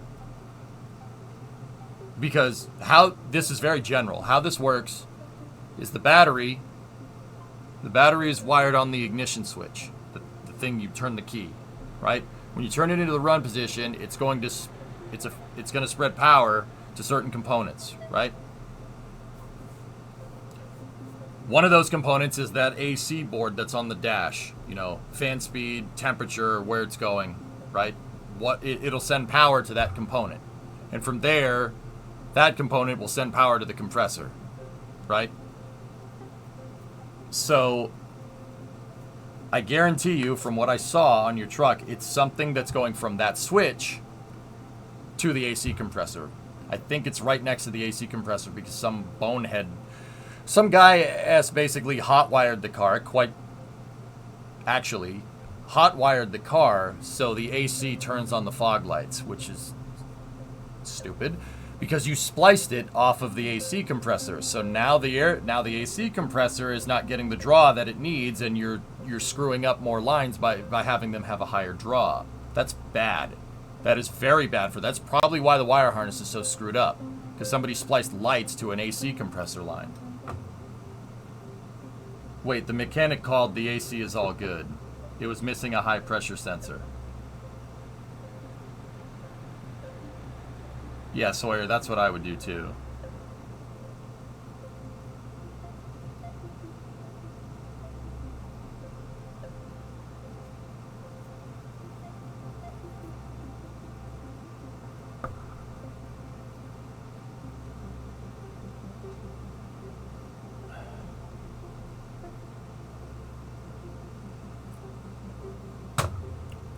So in the time I just took to explain all that, you were on the phone.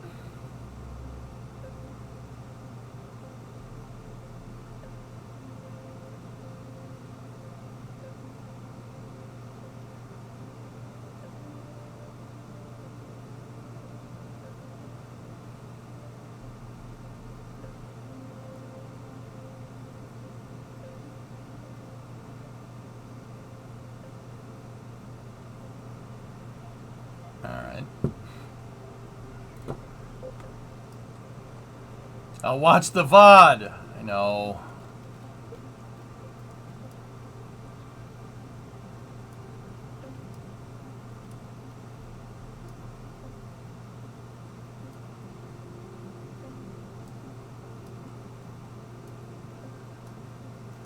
So I already have a plane that's more or less like the YC-14. We just got to go mess with the engines.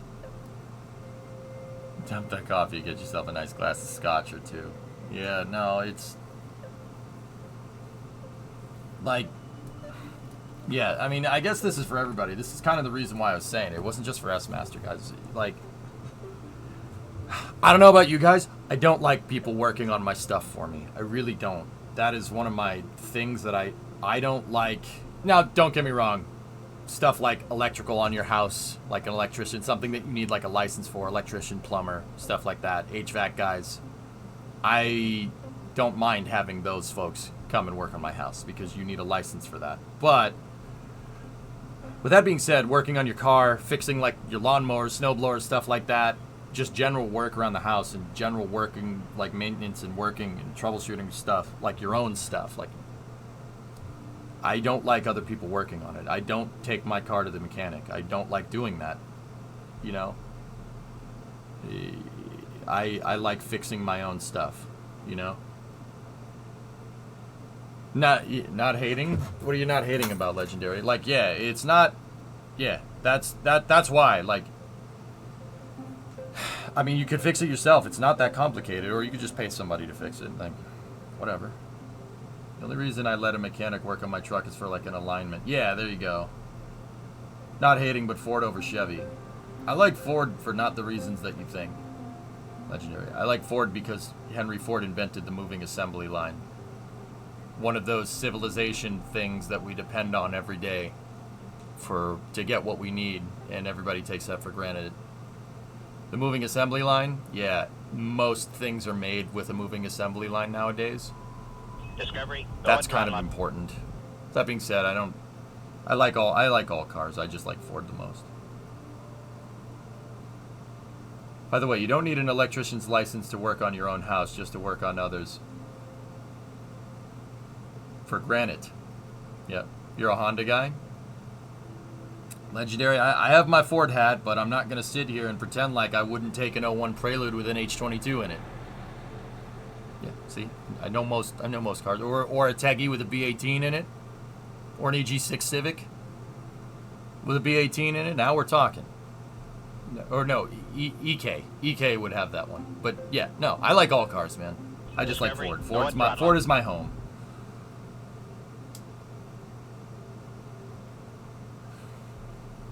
Turbo D16. That single overhead cam life, though, legendary, huh? But yeah. Yeah, Python, sure. Mm-hmm. Yeah, D16 with a small turbo. Integra.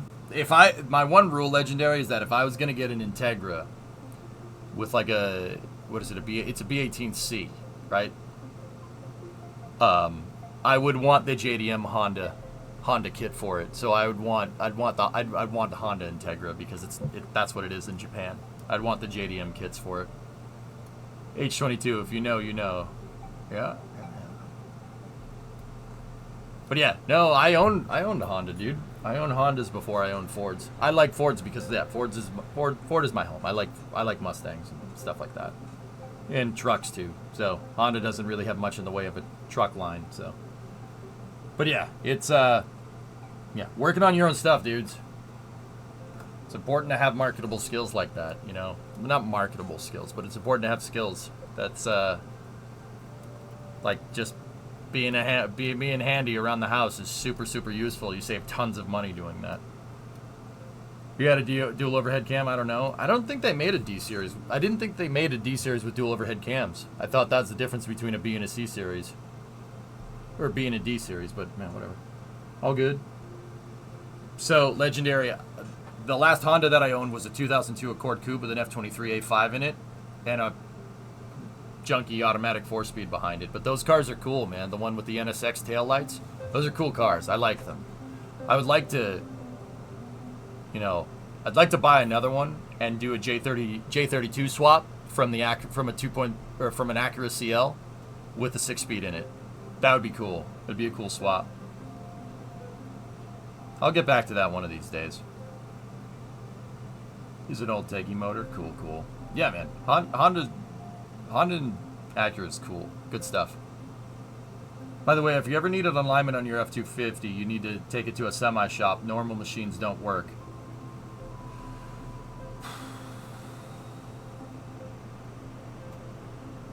Small engine, big turbo. Yeah. Hondas are cool, man. Because all the engines are derived from bikes. So Chiro Honda was a freaking genius, man. Genius. Yeah, no. Like I said, I like all cars. I just wear the Ford cap because I like Fords. But, dude, I'll work on whatever. I'll work on whatever. I don't really care. Sorry for derailing the stream. I got to go back and watch the VOD now. No, it's all good. Yes, you don't need to go back and watch the VOD. Do I have your attention here for a second? I'll give you the condensed version. Long story short, you asked, should you take it to the mechanic? You can either A, start teaching yourself how to work in the car, not relying on others to fix your ride, or B, keep paying the mechanic more money. One of those things is going to save you more money in the long run so you could fix more things on your truck. Basically, it's going to cost you less money in the long run if you learn how to fix it yourself. So go to the auto parts store, get a frigging multimeter, and start learning. That's what I'm trying to say.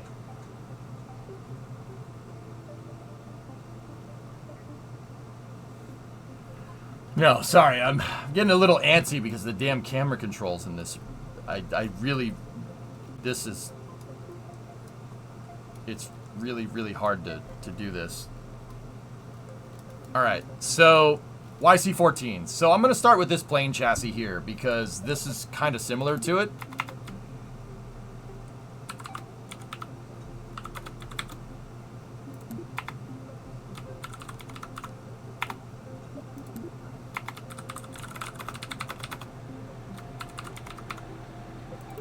All right, let's go. So this is a plane that I made in Kerbal way back, like when the game came out.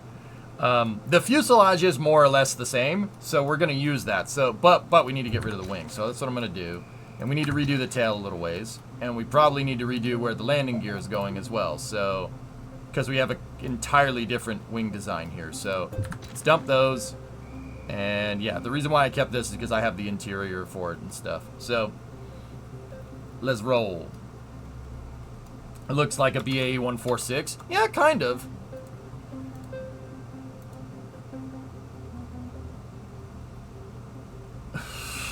Okay. Yeah, we were reading about that, and that's lovely.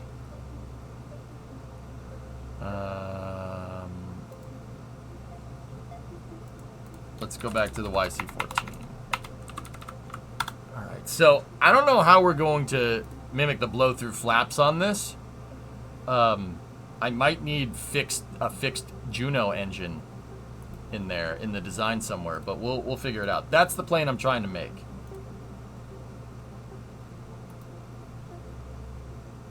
So, okay.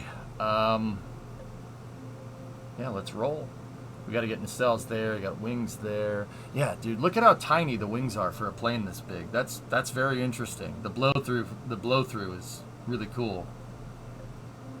I've been working all morning on wiring up solar panels, batteries, computers, and cameras so that we can have DSLRs set up out at the pad and have powered remote control over the internet all day. That's good.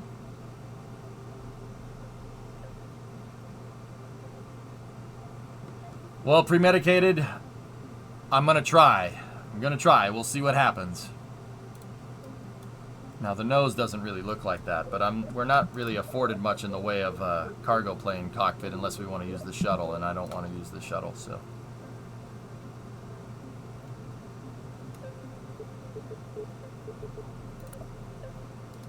All right, let's go here. No torque.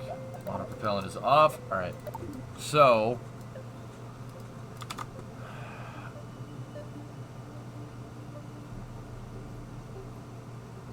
Alright, how long is this thing?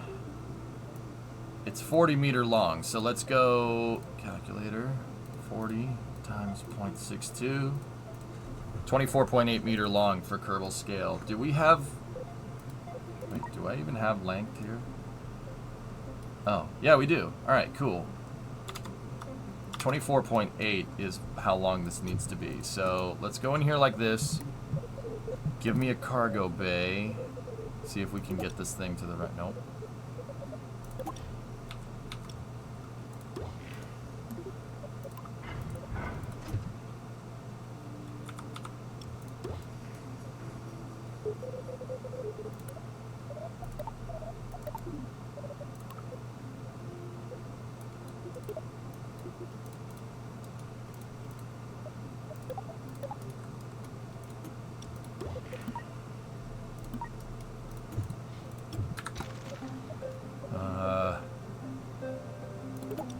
We only have those.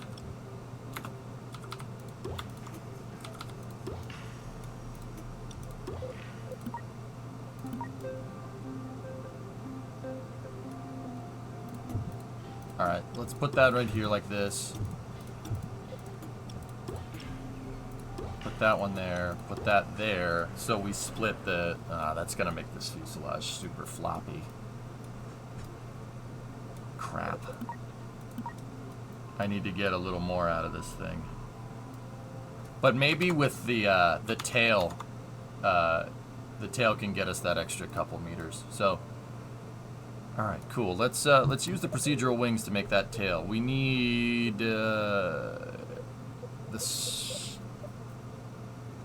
stabilizer is what we need. We'll start with a large stab. Now, like I said, unlike the Star Raker, I'm kind of gonna freehand this, dudes. Just, yeah, we'll freehand it. and we'll kind of go from there. All right. Let's take a look at that tail. It's got, okay, we got pretty gnarly control surface all the way up.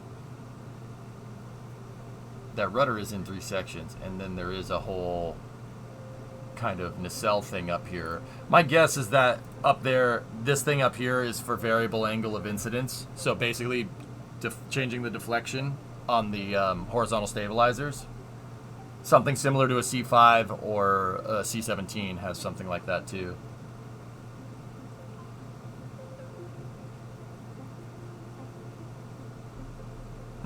Let's see.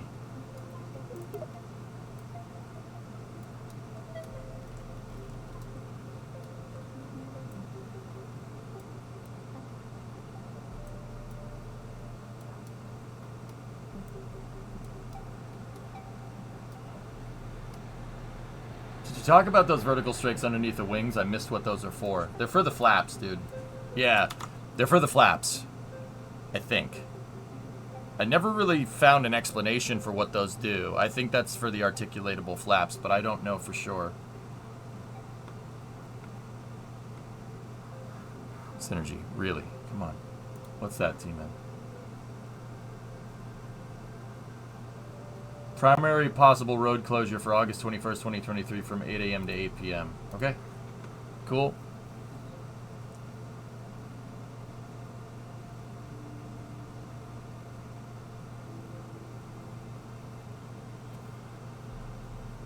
Okie dokie. Yeah, see. There's the motor. Look at the motor mount. That's very interesting that the motor is on a hanging mount. See that? See the mount piece up there? Unless I'm not looking at this correctly, but it does look like the motor is hanging inside of the cowl, which is weird because it seems to be mounted on the bottom.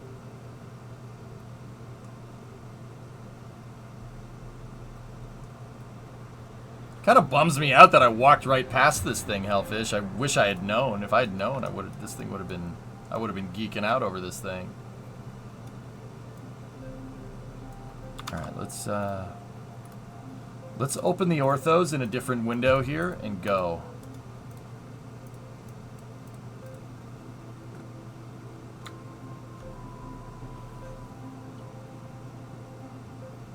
It's a pretty thick boy wing. So let's switch the root length. Get it. Let's go 2-3. And the wing angle seems to be more straight like this. Yeah, something along those lines there. Man, I really wish we had the damn procedural wings in KSP1. That would be really nice. In the stock game, I know there's a mod. I understand.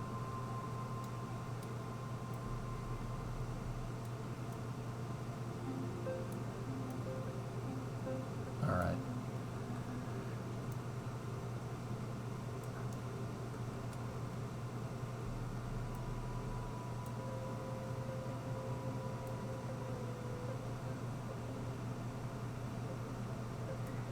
There we go.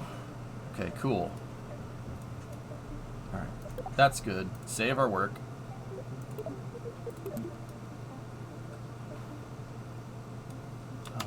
Is that... Yeah, we got a little bit of leeway back here, so... Let's back her up. The thing about this, though, is that... Oh, we might tail strike if we... You know what? I might just take some liberties with this because we don't have the cargo bay doesn't have the angle that we're looking for here. I.e., when we go to rotate, this part is going to hit. Usually, the fairings under the wings has the mechanical parts of the flaps. Bane, that was my thought. Yeah, this thing needs a very high deflection from the flaps because it's short takeoff and landing, so the flaps really, really extend down. That my guess is that that's all the articulating components of that, but who knows?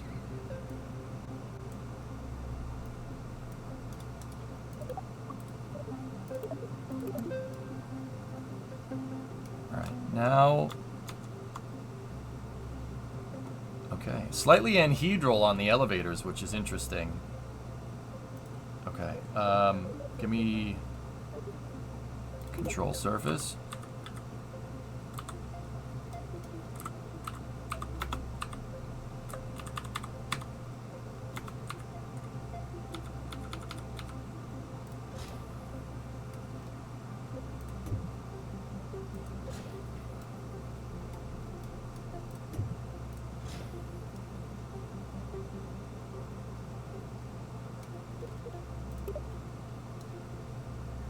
Okay.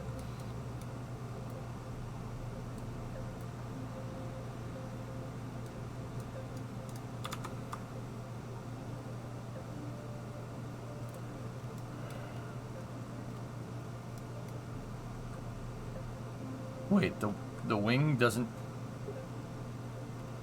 Oh, control surface. It's the whole thing deflects. That's not exactly what we want. I need wing. We need the wing surface here. I need something with a control surface built into, not full deflection.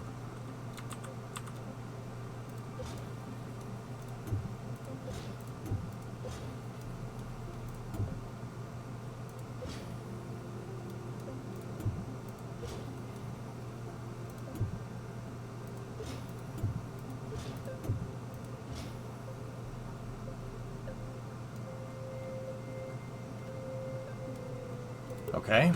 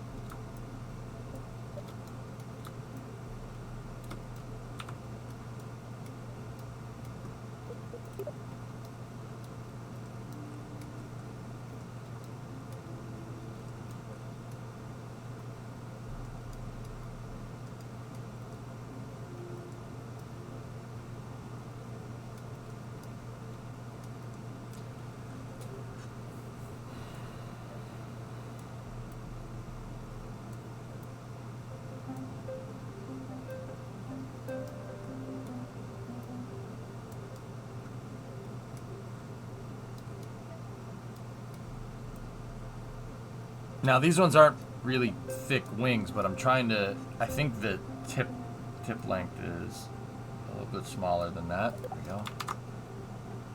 Oh, they're actually pretty damn long. Okay. Like, are they wider than the engines? Oh yeah, yeah they are. Okay, cool. Let's extend this.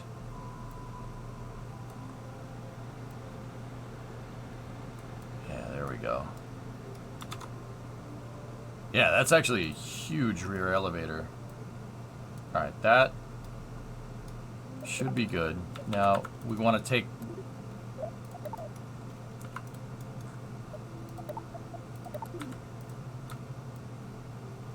There we go. 5 degrees pitch down should be fine. But we need to put, like, the nacelle up here and stuff. I'm not sure what we'll make that out of, but I'm sure we can find something.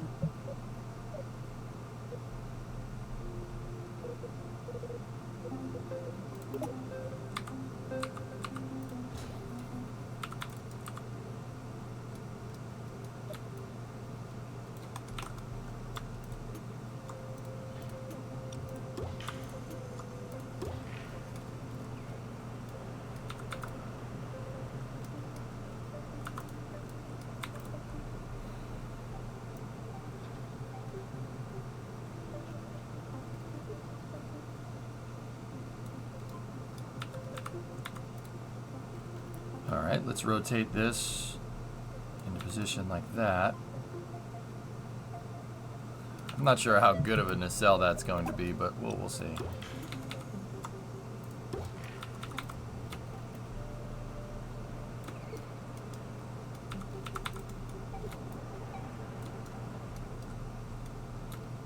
Note that I attached the elevator, or the H-stab in the elevator, to the wing and not the nacelle piece. That's on purpose. I'm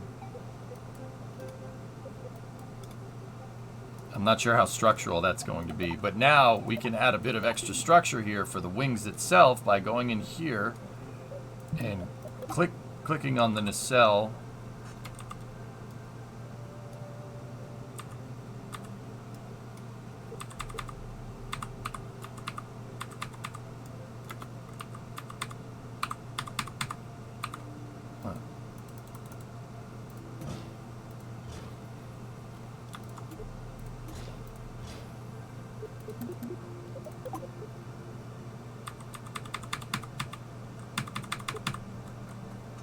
Okay. I guess struts don't go.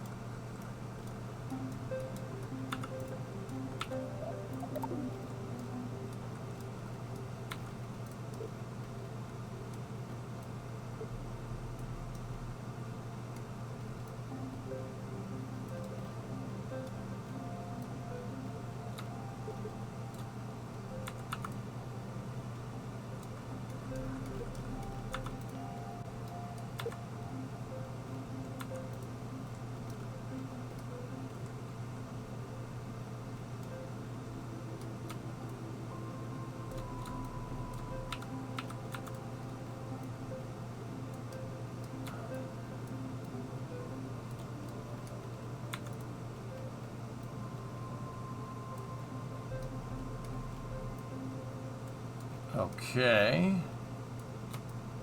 There. So I have a strut running from this piece to the wings for extra reinforcement. I'm not sure what kind of load we're going to be putting those things through, but we can be sure now that that'll hold together. All right, cool.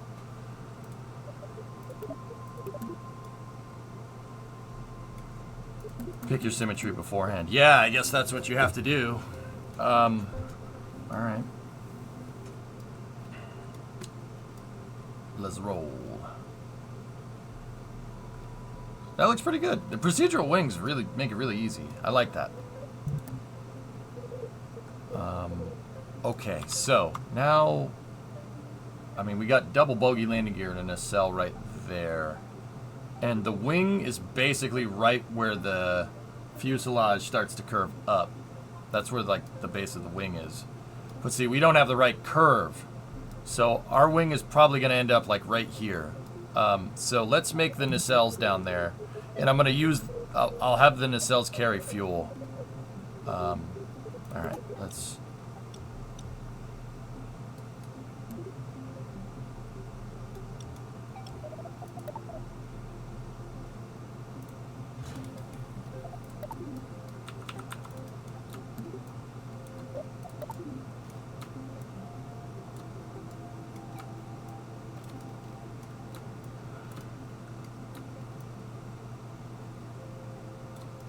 I'm going to have these carry our fuel.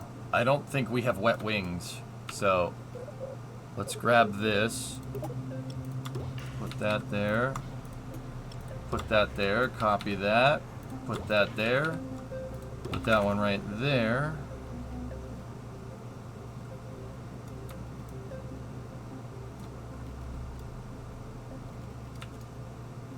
All right. And now we're going to need some landing gear. So I'm going to attach the landing gear to the payload bay instead of attaching it to the fuel tank.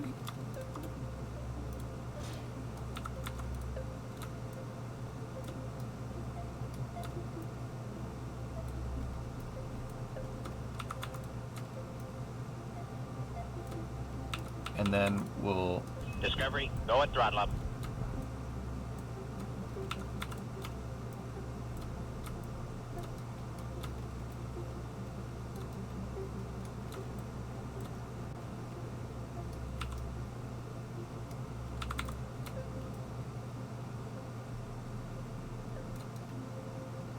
It's riding a little bit high. We might need smaller gear. Hey, Glavik, 69 months. Nice.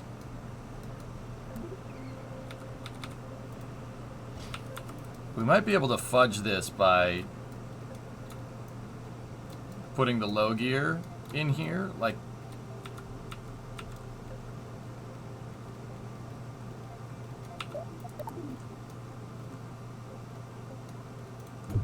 Alright, you know what? I'll see if we can borrow. I got another idea. I'll see if we can. There's no girder segment. I was gonna borrow how I did it on the Star Raker, but there is no girder segment. Nope.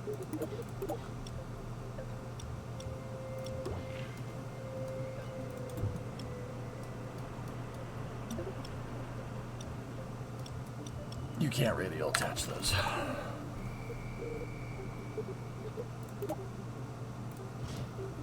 Okay, cool.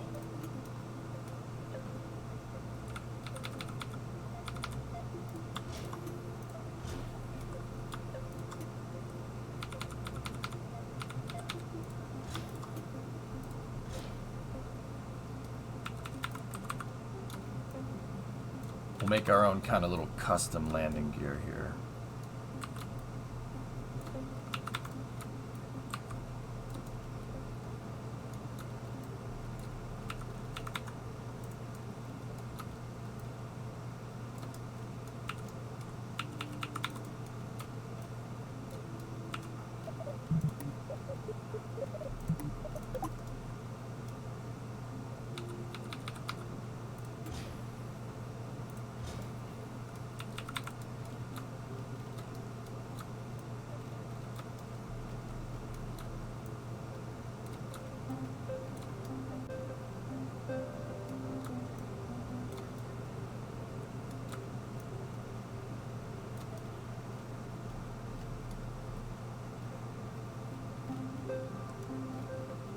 Come on, you.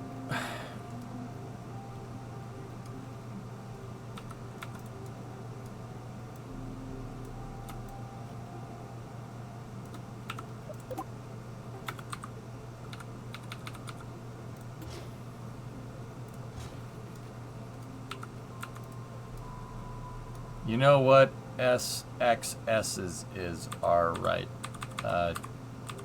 What?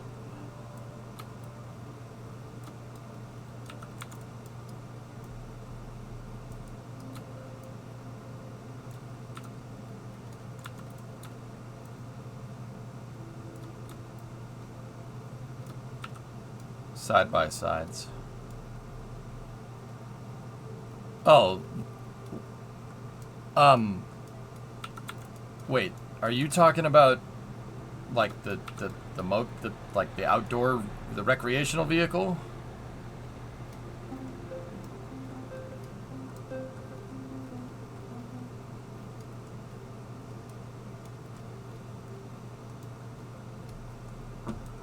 They're like big ATVs.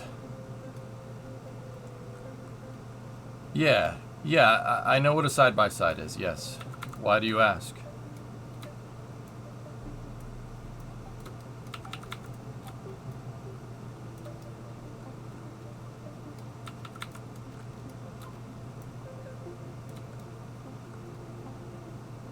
Want one with a Hellcat Demon in it? No, to be honest with you. Not really.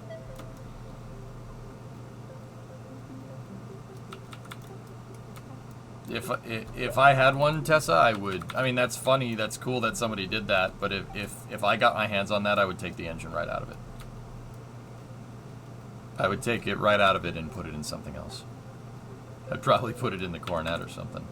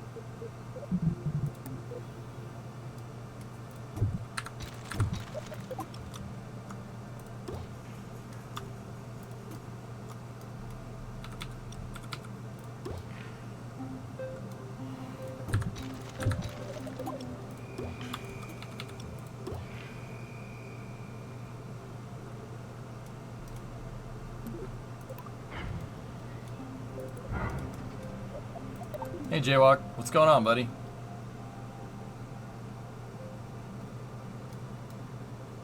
All right. Now for the fun part. How are we going to do this? So, let me...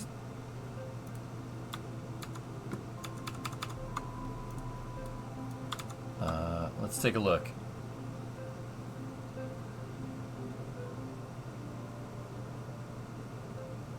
First 5 seconds, go.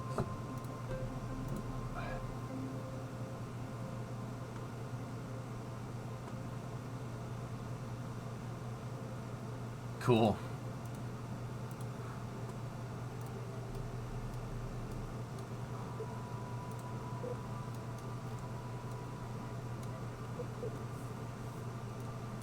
Hey, Yum Food, what's going on? Alright, so I need to let's look at the footage of it flying. How do the flaps work on this thing?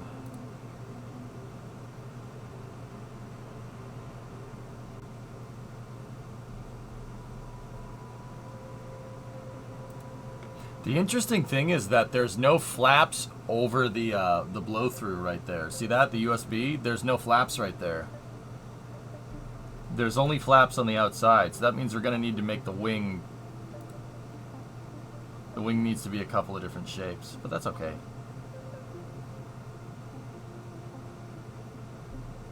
Not much, getting ready to move into my dorm for the next year in a couple of days. Nice, dude. Why are the engines so high if it's not a seaplane? Pop, the YC-14 is actually super freaking cool. So what it's doing... Are you familiar with the blown diffuser in Formula 1? That thing that Red Bull used to win all the time in the early 20-teens? Like 2010, 2011, 2012, 2013? The blown diffuser? Basically where they shot exhaust gas over the rear diffuser. And that basically gave them more grip and made them go faster than everybody else. Do you remember that?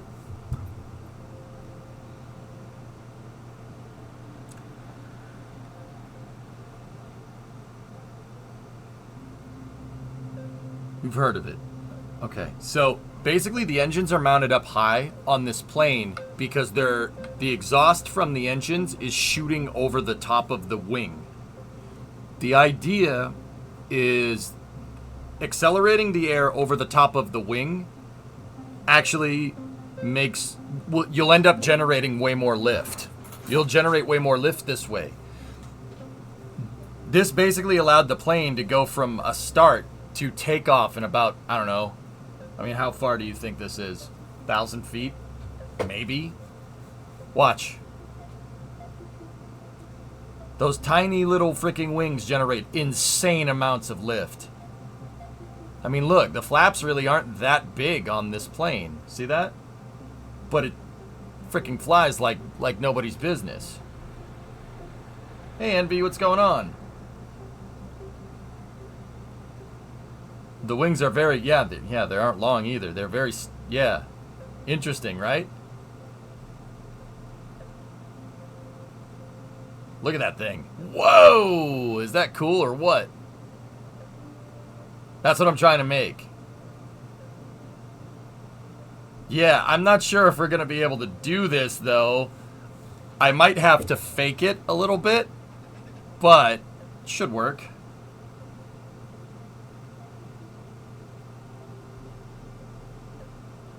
Wouldn't an engine failure be really bad for it? Yarg, the thing can fly just fine. I mean, no, not really. The thing about it is that the wing over, or the engine exhaust over the wing, actually, you know what, to be honest though, yeah, maybe. It might be a bad idea. But I'm pretty sure that the thing that we're talking about, using a blown exhaust over the top of the wing, I think, I'm sorry, I'm distracted by that plane literally reversing. Blowing exhaust over the wing really only makes a difference when you're doing short takeoff and landing, I think. I think it's some type of variable control surface that they can use, but there's like a control surface on the exhaust, so they can either vector it down over the wing or they could just point it straight. And if it's pointed straight, so to speak, then yeah, it's not that big of a deal. I think that's how that works. I'm still learning. This is, yeah. I mean, there's got to be some type of vector exhaust in there.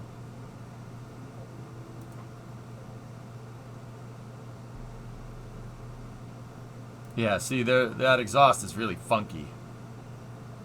Jaywalk, you toured SpaceX last night. Super cool. They're opening a whole new Merlin line next month. Neat.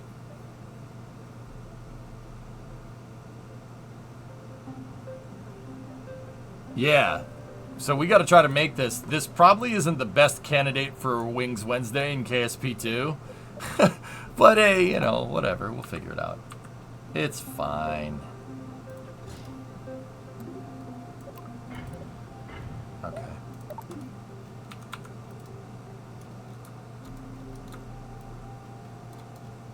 Alright, so we gotta have the base of the wing here. Crazy part is, I've seen this plane in real life. It's at Pima. I didn't think anything of it at the time, though. I was just like, yeah, whatever. It's just a failed project plane. It competed with the C-17. Nope. Nope! If I'd known this thing has basically a blown diffuser on the top to get it to be able to lift really, really fast, I would have been over here gushing over it, you know.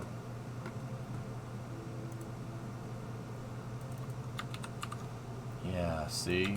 Yeah, the exhaust. Yeah, look at that. Thank you. Thank you for the picture. Interesting.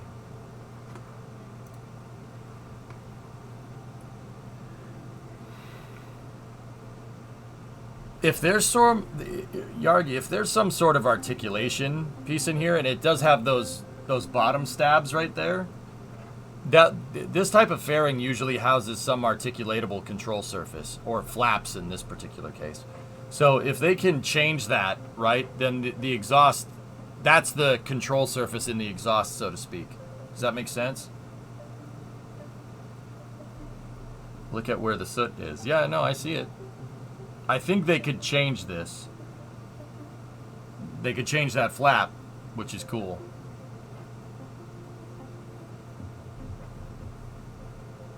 Yeah, Dragoon, it's an upside down blown diffuser, like on an F1 car. So they're shooting the exhaust and accelerating air over the top of the wing. Accelerating the air over the top of the wing is going to generate more lift. So the plane could short take off and land. That's what it was supposed to do. Reloads. 14-month resub. Yeah, watch this. It's for variable angle of incidence, J-Speed. Okay. Yeah, Dragon, I didn't know that. I didn't know that this plane had this. It's really, really interesting, actually. Yeah, watch this. Dude, all right.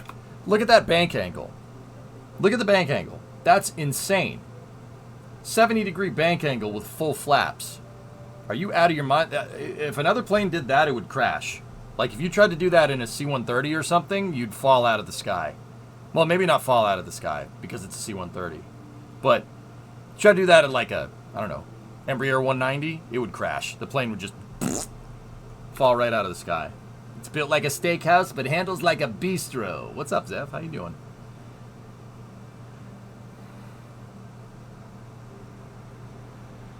This is actually something that propeller planes make use of all the time. Yeah, somebody had mentioned that. That's cool.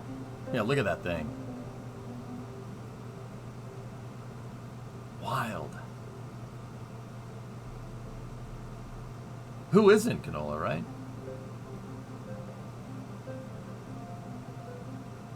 That's crazy, dude.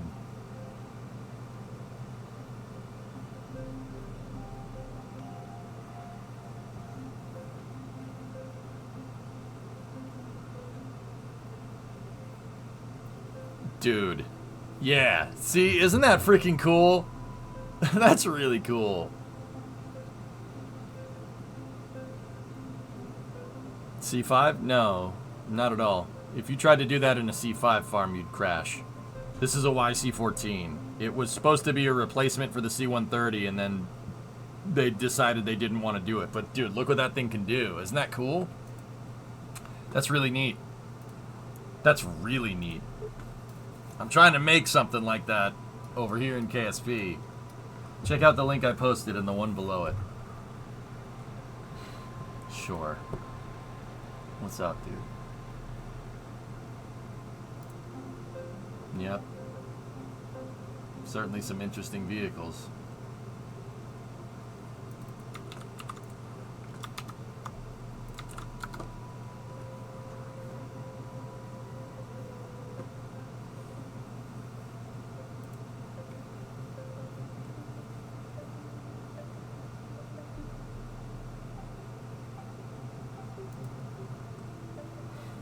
I wonder why they decided to retire this airframe. This could be very useful. The C-130 is better. The C-130 is much simpler than this and much more rugged. There's a reason why we still use it.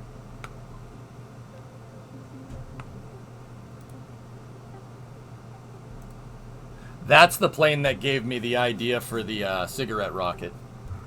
Yeah, I remember. Look at that thing.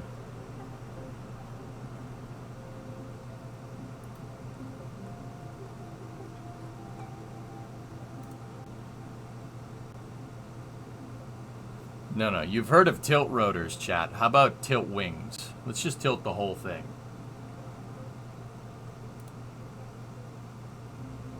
Well, that's pretty neat. Yeah. Yeah, see, look, they got a bunch of little strings on the wing to see what the propeller is doing to the wing over the air. Tilt wing is way simpler. Does it blend? I mean, I'm pretty sure you could blend something in that. Cool.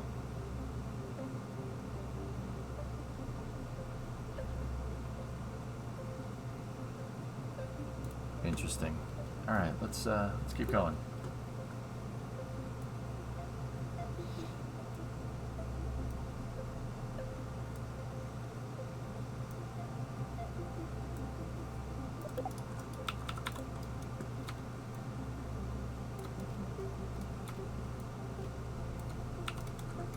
So now we have to... There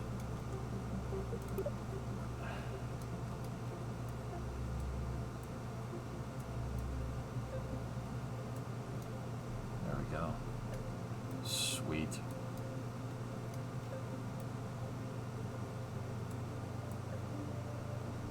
Gotta leave room for the engines. Excellent.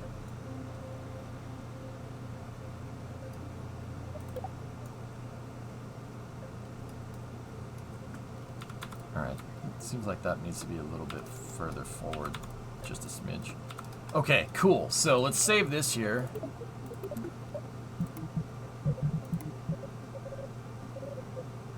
And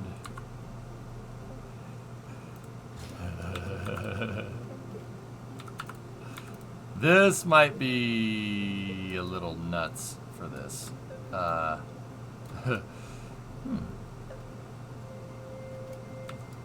I think the Goliath is too much motor. I think the Goliath is too much. Let's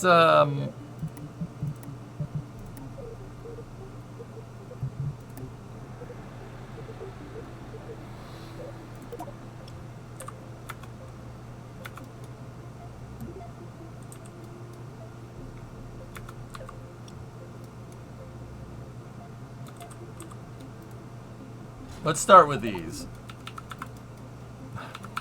Keep rerouting because they change the controls. They put translate rotate in the same thing, so I keep rerouting by accident.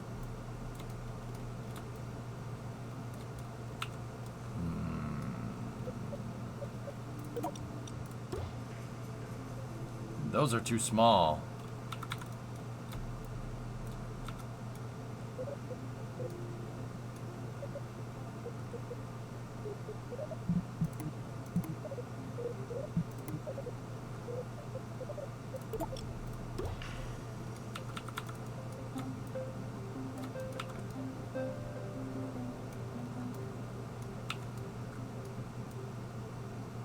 I actually prefer translate rotate on separate controls because when consolidated, the gizmos intersect too much and it's harder to grab the one you want. Agreed. Yeah. JSpeed, Yeah, the more I use this editor, don't get me wrong, there's some awesome stuff with the editor that I like. I love being able to middle mouse and change your focus point. But the problem here is that okay, so say I'm focusing on the nose cone, right? And now I want to move the nose cone around with gizmos. If I right click, the camera returns to origin point. So I have to translate the camera here, right? You got to translate the camera to set where your focal point is. So like, say the focus point of the camera, right? Say I'm working here and now I want to go work up on the nose. So you'd think, oh, let's right click, let's middle mouse to the nose cone. Now I'm going to go to right click and rotate the camera so I can get a different view. See what I mean? On rotation, the camera returns to origin, to the focus point, which, yeah, I don't really like that. But yeah, I think I would prefer separate translate rotate controls, and to be honest with you, I'd prefer a spaceplane hanger. Also, what the heck is that front gear doing?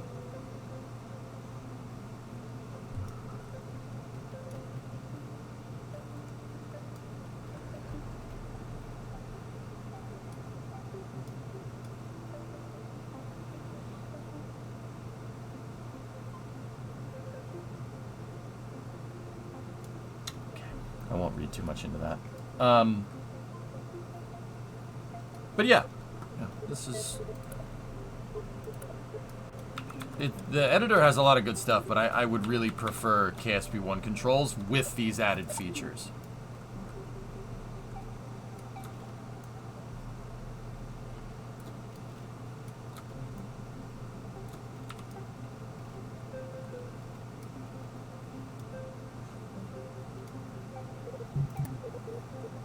Okay, so give me...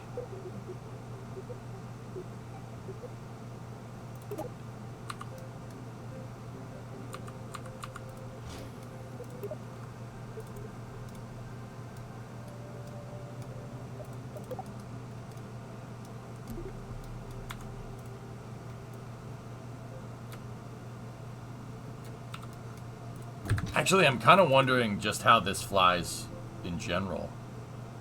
My center of mass is way too far forward.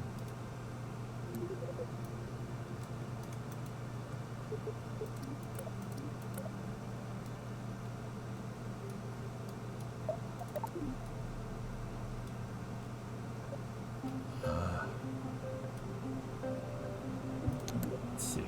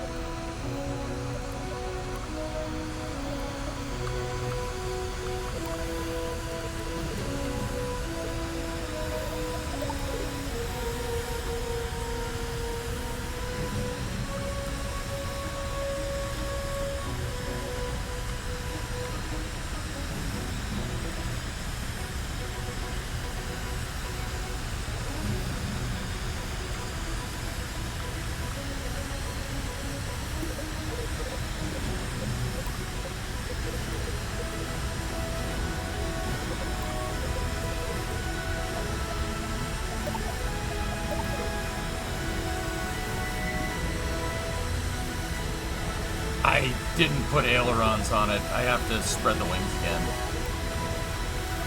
Yeah, that'll work.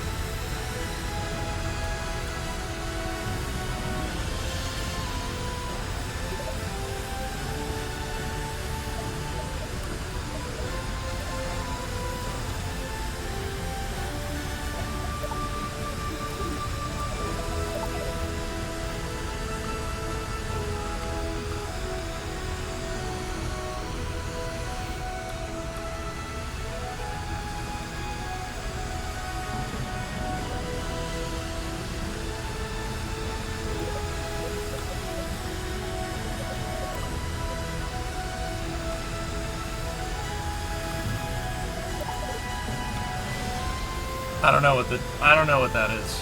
It's something left over from the tutorial, fellas.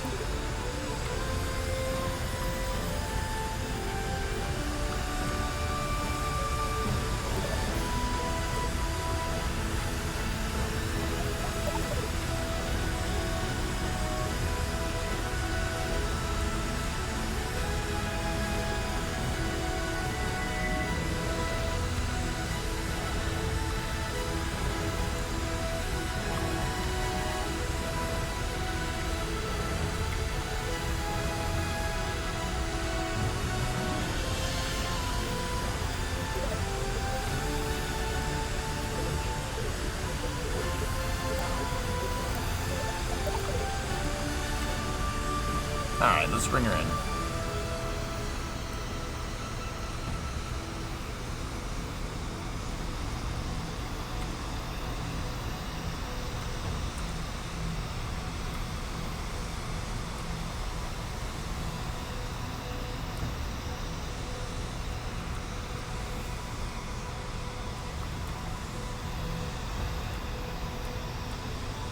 Oh, sorry, Jacobs.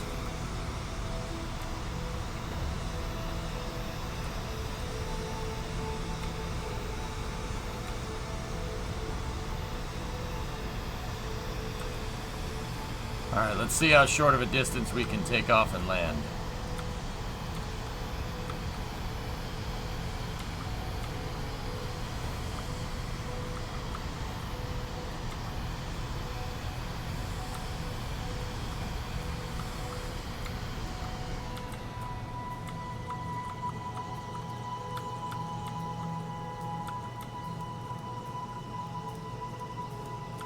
No, Rocky, we haven't really figured out a way to... I mean, the wings make it super easy, but I haven't really figured out a way to, fake the old, Coanda effect thing. Alright, ready?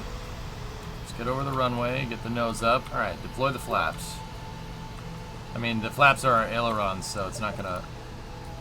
Whoa, whoa, whoa, whoa, whoa, whoa, whoa, whoa, what are you doing?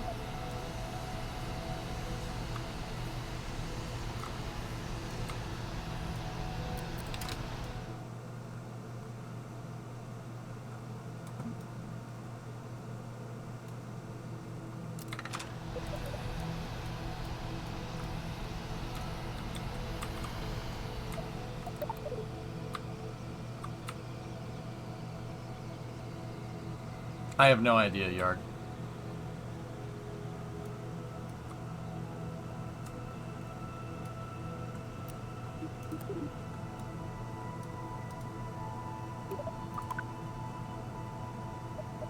What?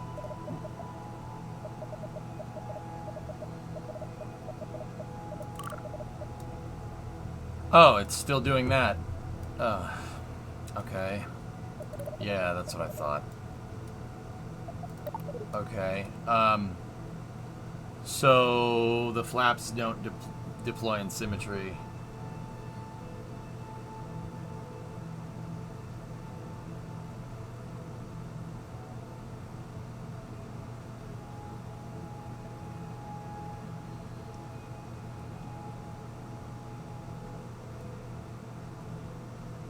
Yeah, we got a patch coming on the 22nd.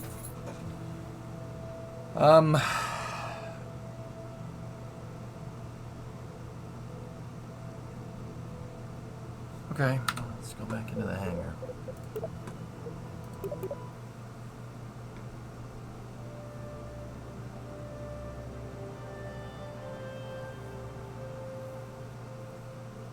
Are you aware this exists? Is this another thing that's not the thing that I'm doing right now?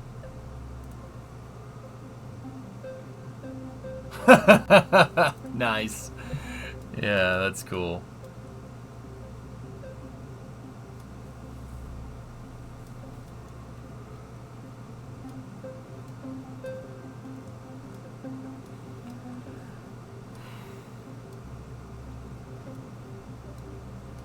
Let's see if we can dial in more incidents here on that. Yeah, let's try that. Where does that put our center of lift?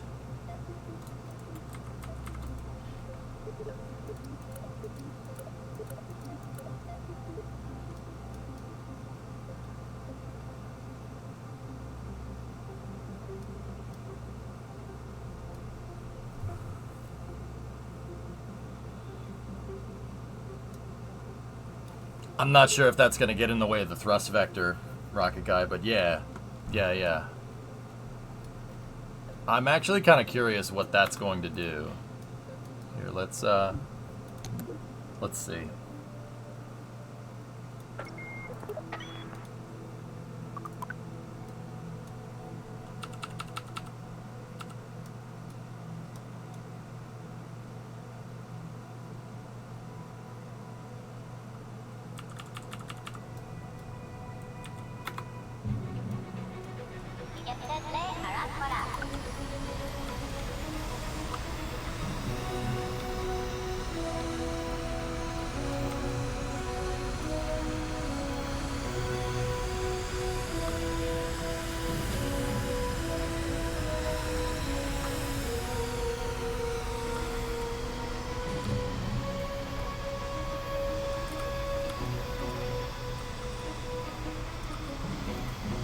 But the wings that I placed in Mirror Sim are...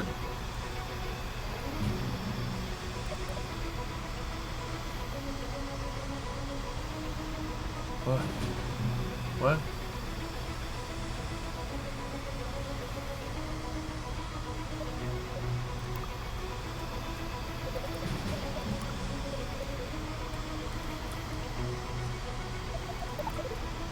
What?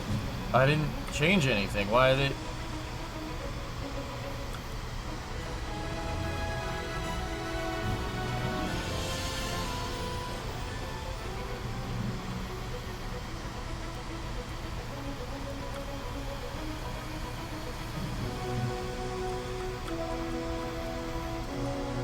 Yeah, it fixed itself.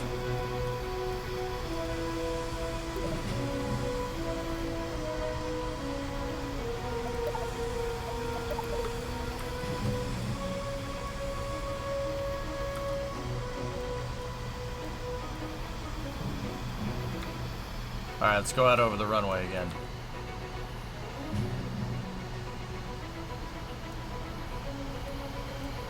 Those engines are just so far forward, dude. That ain't my design. Ain't my design.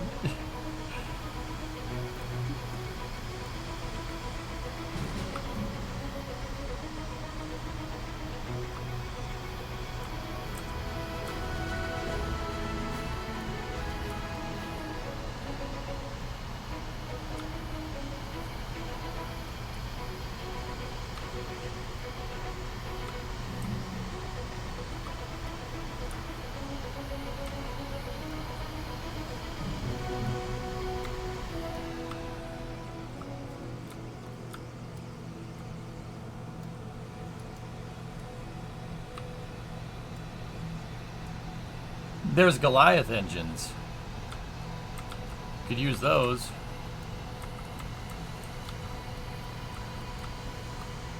And KSP2 seems to understand. It's just, fellas, I really, my thing here is that I don't really know enough about KSP's Aero to know what we need to fake, if that makes any sense.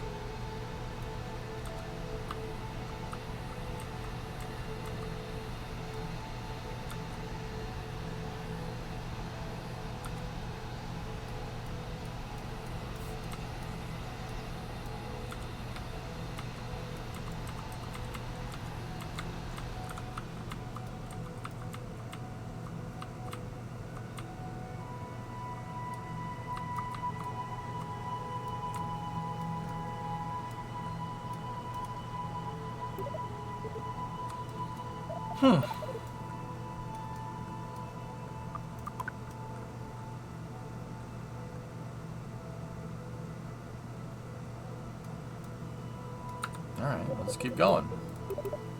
Not bad.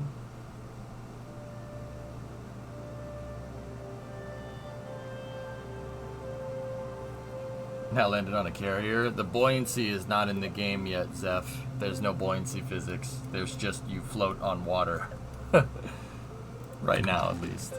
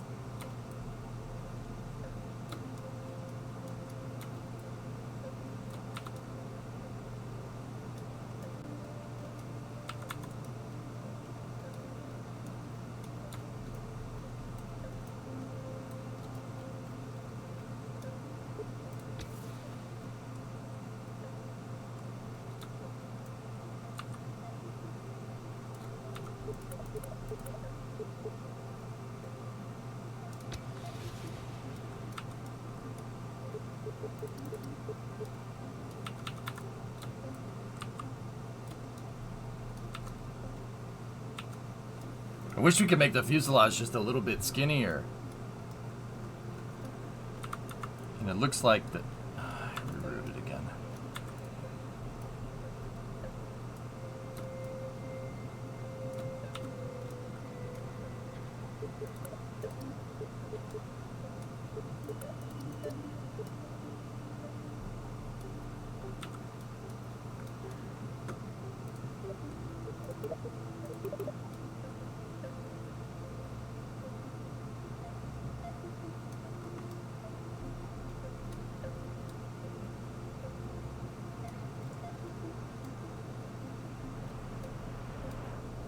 I mean, that's got to be bigger, dudes, but I'm not sure what we can use. We don't have 1.8 meter parts in this. Or do we? Oh, yeah, we do. Or is it? I can't tell. No. Nope, there's no 1.8 meter part. Off topic, have you seen this awesome animation for Star Raker? Is that Hayes Gray Art's video? Yeah, I've seen it. I used some of it. I've been using some of it for reference 415. Yeah, it's a great video. Hayes Gray is a fantastic animator.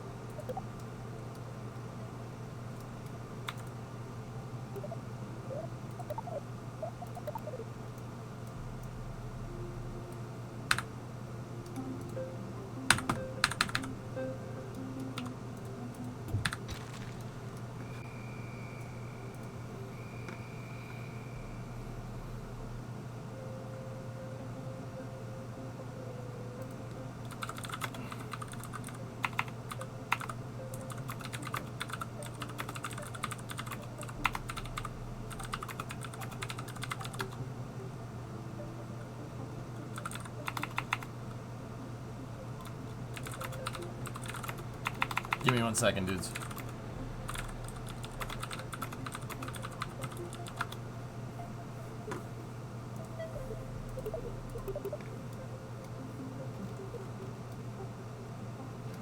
Yeah.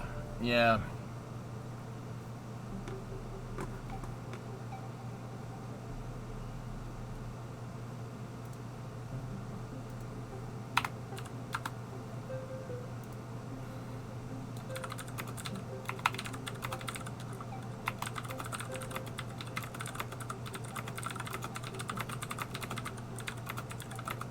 Give me 1 second, dude. Sorry, it's just the day of being unprofessional for me.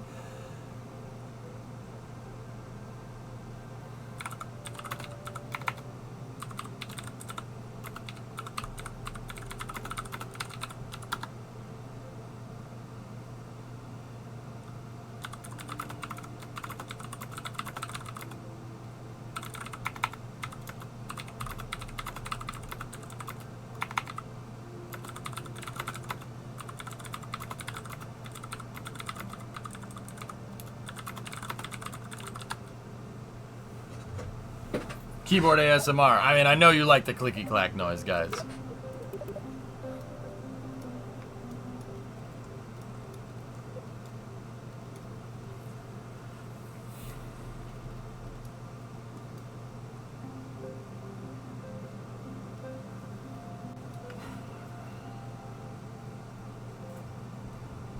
Here we go again. Ah, shoot. Here we go again.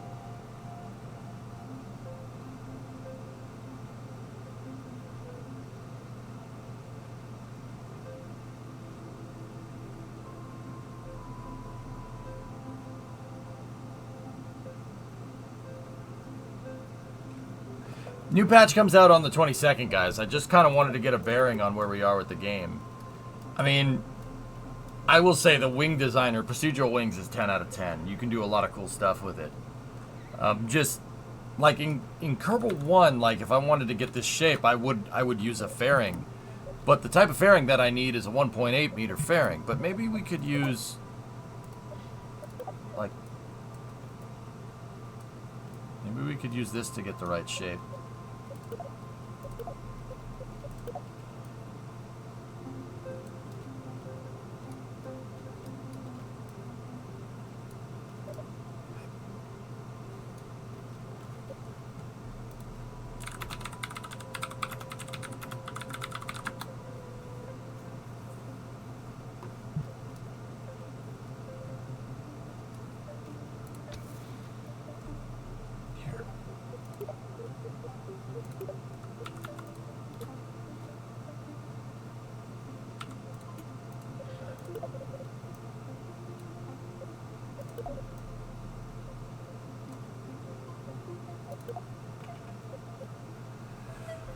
Ooh, it's a everyone's trying to get my attention type of day. Nice.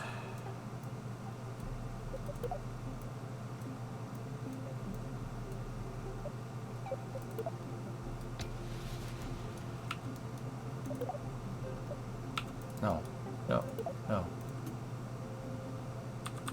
You can't radial the fairings?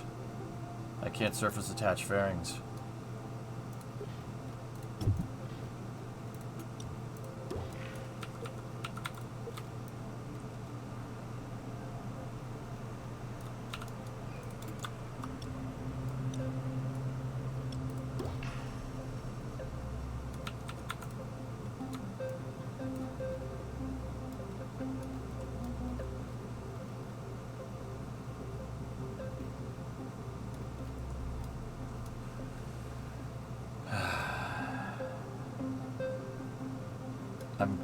I just want to select the intake that I just placed.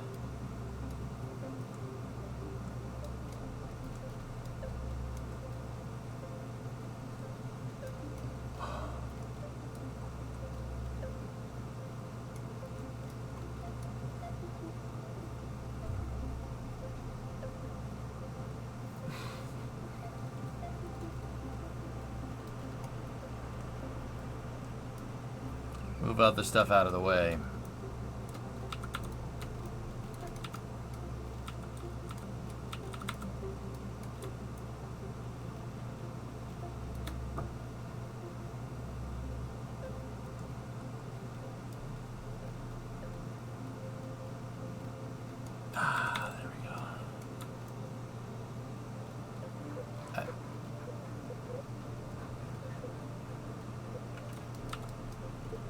I can't move it to the front? Alright.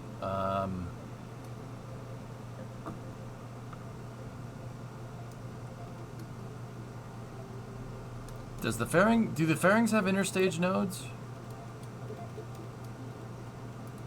No, we don't have interstage nodes, and I can't gizmo it all the way up there.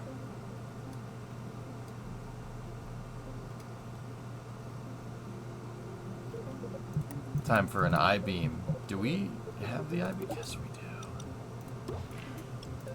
Hey, good call. Yeah, that'll do it. That'll do her.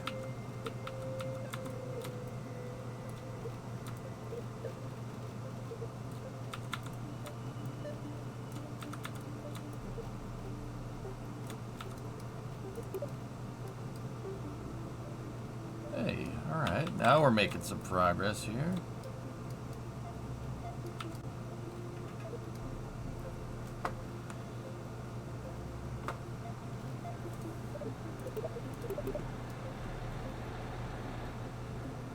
Alright, that's looking a little better.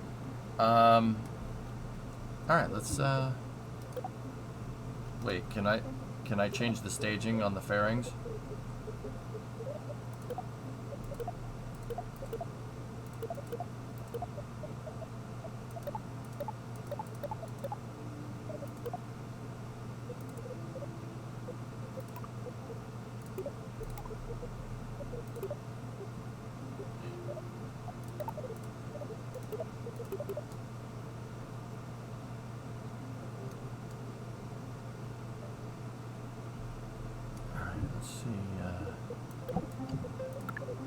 Take the fairings out of stage.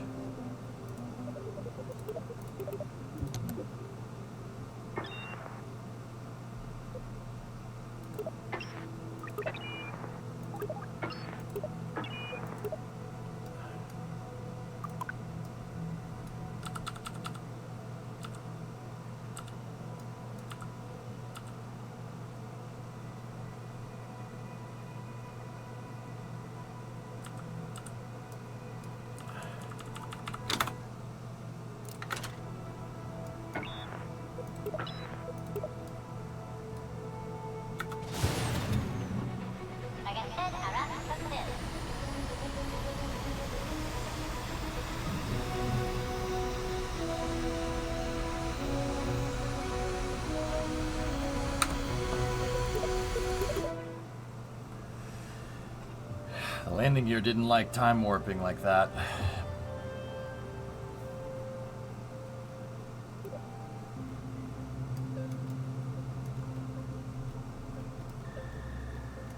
So the landing gear was, the front landing gear was attached on a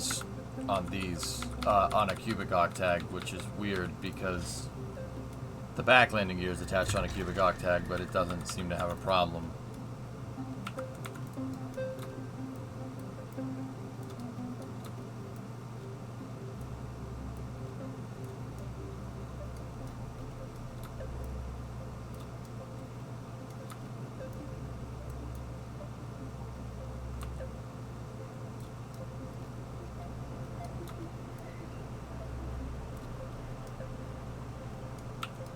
Okay, let's try that.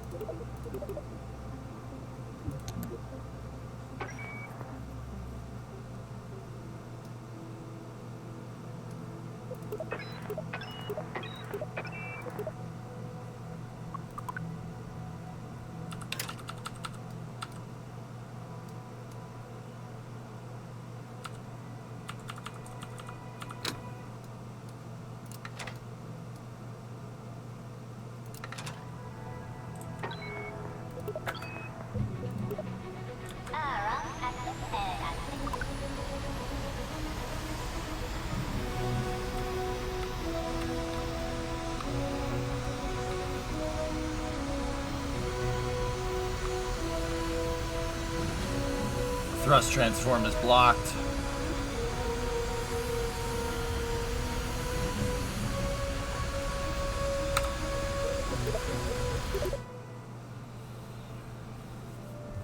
Okay. That's alright, I can fix that.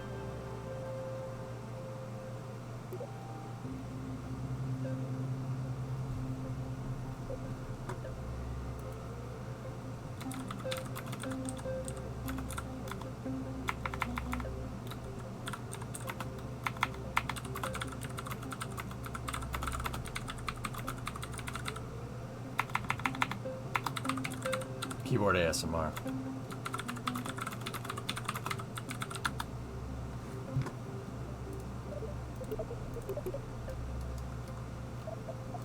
Alright, so the thrust transform seems to be blocked here. We can change that by doing something like this. Just move it up a little bit. Alright, that should be good.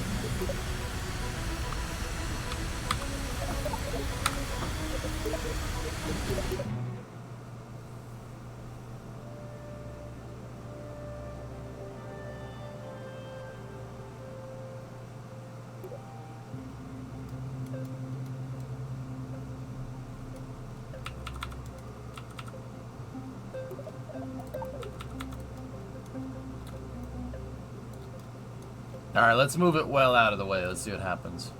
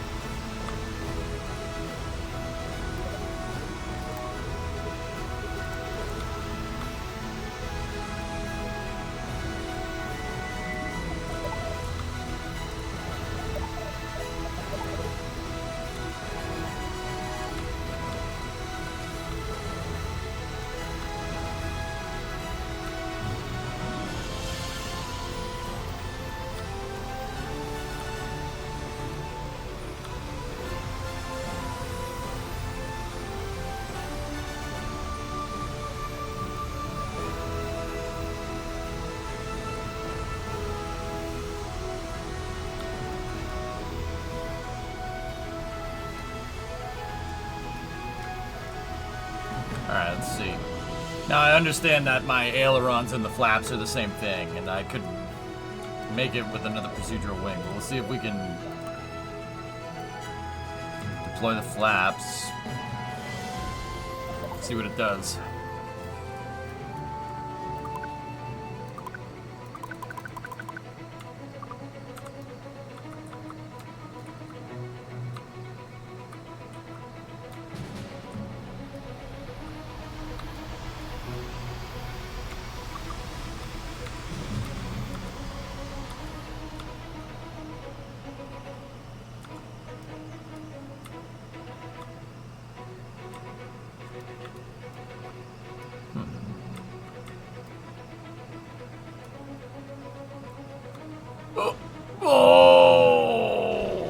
Fine, everything is fine. That was me. I guess those brakes, when they go, they really go, man. Damn. That was awesome. How did you get around the flap issue? Rocket Guy, I just flew it again, and the flaps worked fine. Man, that was a lot of stopping power on those brakes.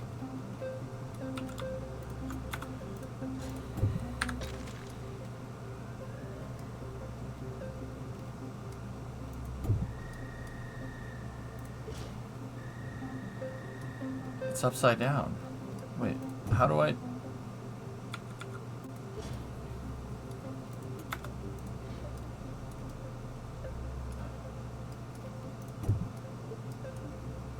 Alright, let's try to...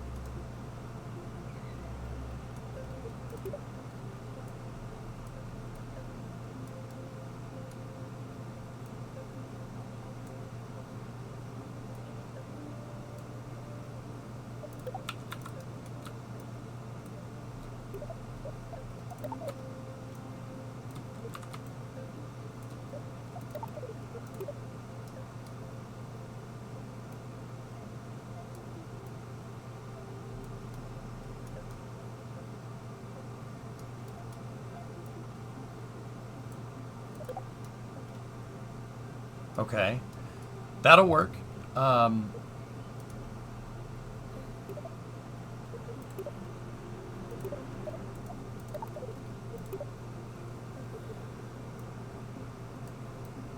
ailerons don't need to be incredibly large. There we go. And now go in here with the flaps, right? Shut off Y, P, and R. Right? And go over here.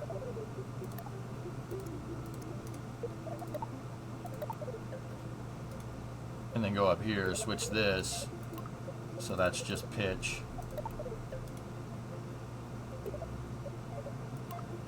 And then switch that to just yaw. Don't put it high on authority. You don't need a lot of yaw.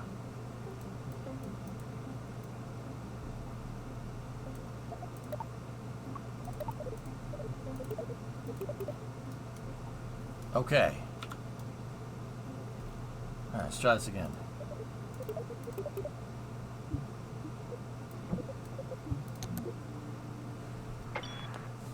I tried building something yesterday in KSP, and it's tough. I want to be challenged by my ideas, not by the VAB camera. Yeah, I think the editor could do with the controls pass, dude. It's tough. This is what I mean when I'm saying the game's just hard to play, dude. Yeah, Atomic, that's basically where I'm at, dude. Like, it's tough to do anything like nuts in the editor when it's fighting you the whole time. And maybe, I said it before, it's possible that I just could be used to KSP1's editor, but who knows. Let's see.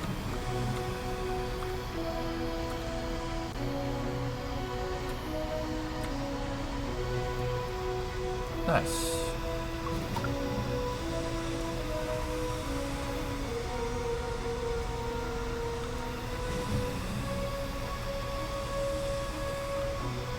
All right, we're making progress here. Do the flaps work? Let's see.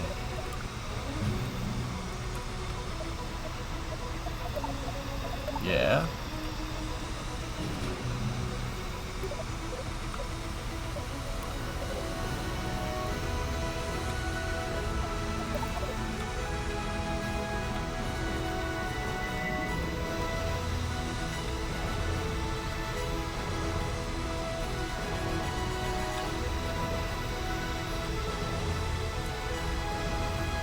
Not bad. I need more aileron here. Hey, Zaria, what's up? I need more aileron, dude.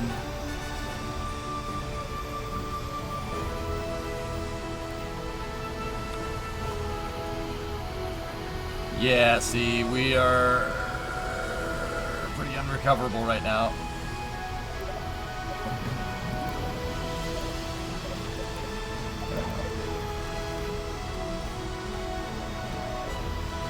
Yeah, super.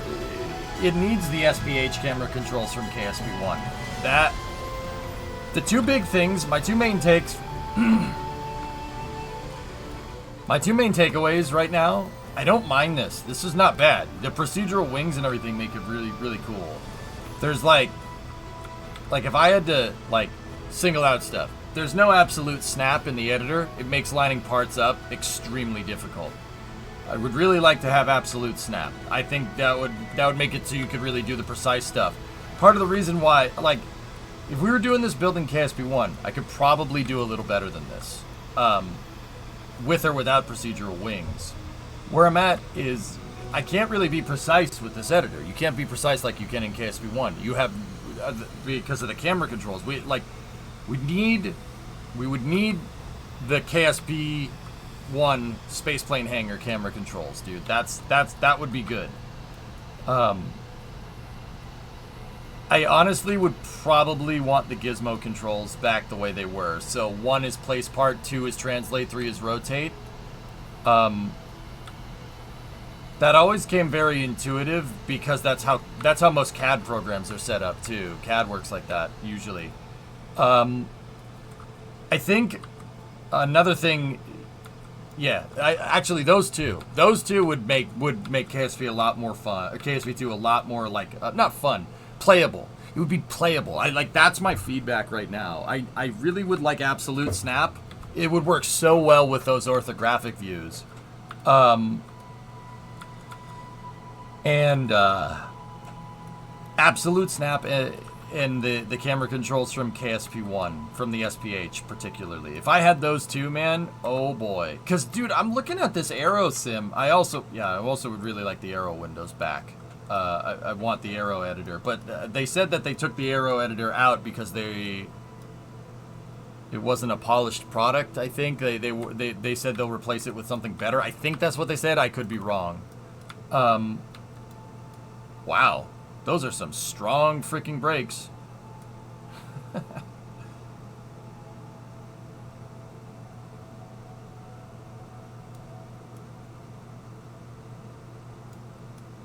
We should probably change that. Okay. But yeah, I think absolute snap and the editor camera controls from KSP1 would really make that would really make it. That's really where this is stalling a little bit. The gameplay, actual gameplay, like going out and flying, seems okay. The Aero sim is okay. It's good enough. Good enough to get the job done. But I mean, I kind of wish I could see rates and stuff so I could teach people about that. But hey, it's okay.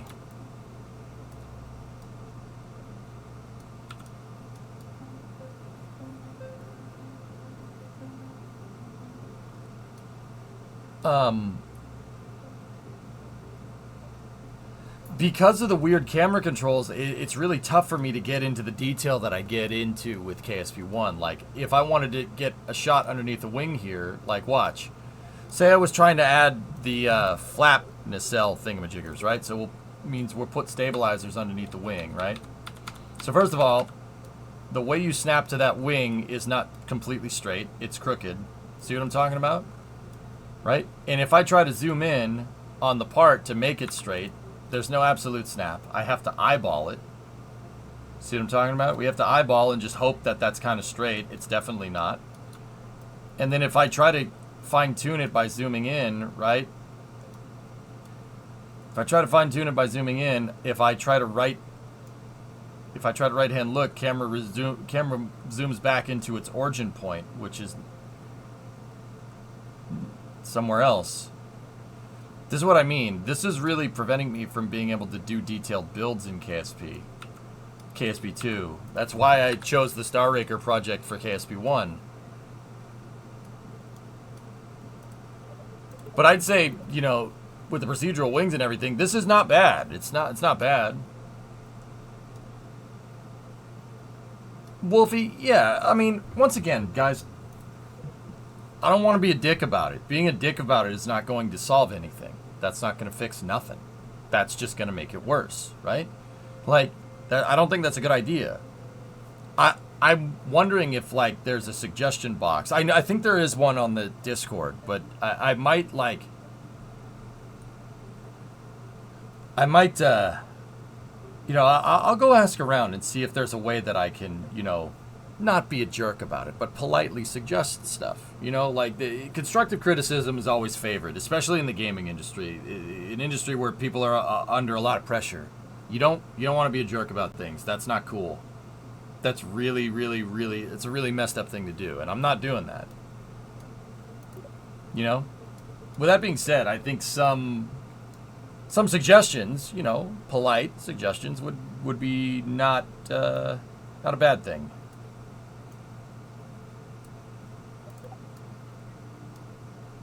I thought you could be more exact with this blueprint view. If the orthographic views are sweet, but there's no grid to snap anything to, Shepard. So, okay, let me give you an example.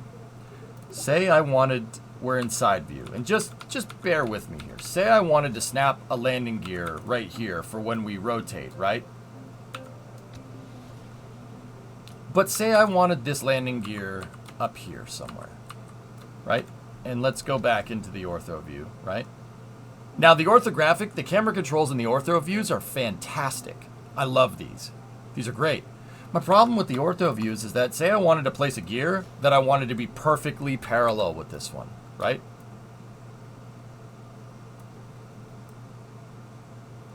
See what I mean? There's no way to get that perfectly parallel. You have to kind of eyeball it. I don't like that imprecision. That really is what made KSP1 like that. That's what took my builds to the next level. The fact that I could be super precise. You could snap stuff to a grid.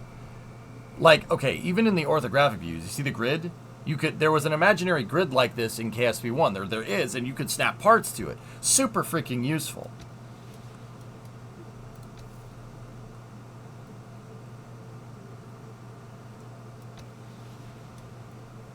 We really need an absolute snap, and I need the camera controls to not be like this. Like, I'm happy that they put this in, because the SPH camera didn't have a camera that went back and forth when the game went into early access, right?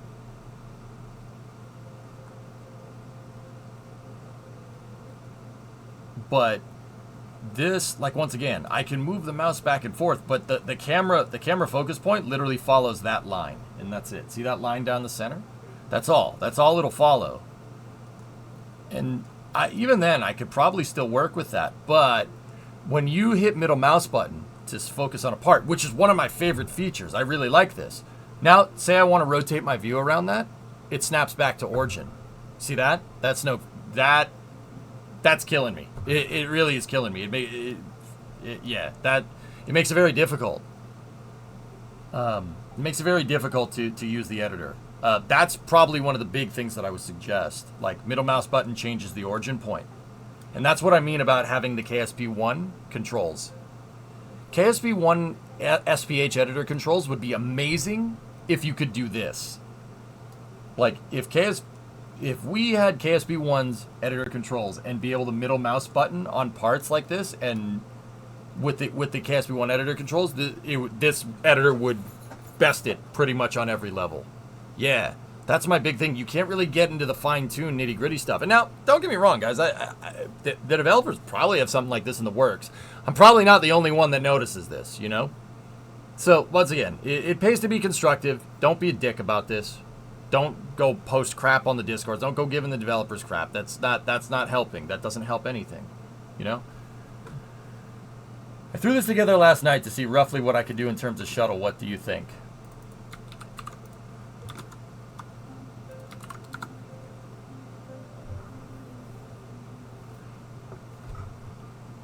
It'll work 95. It won't fly like the shuttle, but it'll work. It looks good. So, like, dude,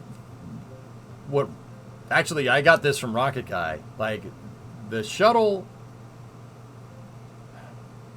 you have to use half panels and half wings on the shuttle to get it to fly correctly. That's why I chose to do panel tessellation. It looks good, though. It looks good. But if you make the entire fuselage out of the wings, the shuttle actually generates way too much lift to fly like the real shuttle. But in terms of visual, yeah, that's not bad. That looks kind of similar to how I went about doing it, dude. Yeah, not bad. It flies too well. Yeah, seriously, that's the problem. It flies too well. Yep.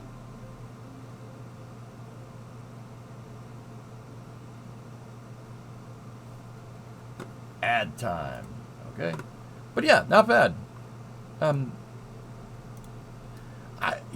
Despite stuff going weird here for a second, like with the flaps and the control surfaces and stuff, this actually isn't too bad. The game's definitely a lot more solid than it was a little while back. I'm actually pretty happy. It's just the camera controls are stressing me the frick out. Like, it's really hard to want to get into the fine-tune stuff and fine-tune details, and then, like, say I want to work on the wing, like,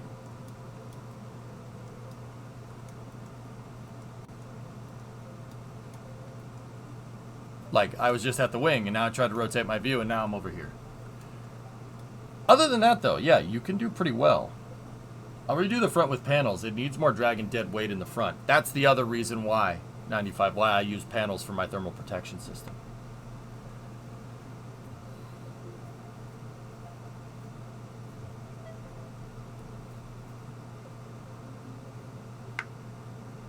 If this camera system is not as good and the developers are basing it off KSP1, it's because they started from scratch, O-Force. They stripped KSP1 down to its foundation, and I guess the editor camera controls are one of those things that they stripped away.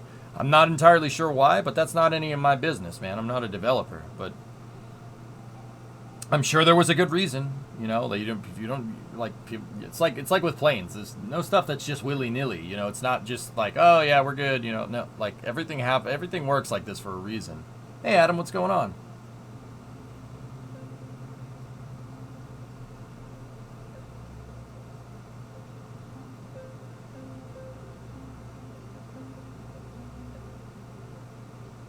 But see, like the editor controls being the way that they are, this is what I mean about KSP needing more time in the oven. It's there. The potential is here. It's very much here. Still very much here. But it's... See how it does this? I'm trying to go forward and the camera just wiggles back and forth. The potential is here. It just needs more time. We need more time. But that's the whole purpose of early access. Like, I saw that there was a mod that had a fly-around camera. Not sure if it's been updated since release. Well, it's tough to do mod content right now, Monastery, right? Because like they're gonna update the game all the time. So if this is why, like with KSP1, I was so hesitant to use mods, because I wouldn't want them to release a new version of the game and basically have the save that I was working on or whatever we were working on in the game be basically useless because I'm waiting on a mod developer to update their mod. Now, that's not a good idea, especially since KSP working correctly is my meal ticket. See what I mean? I don't think that's not a wise decision to make. That's part of the reason why I played vanilla for the longest time and why I still play with vanilla parts in KSP. It's a very good reason for it. You just saw that R154 stickers? Nice, Orion. Yeah.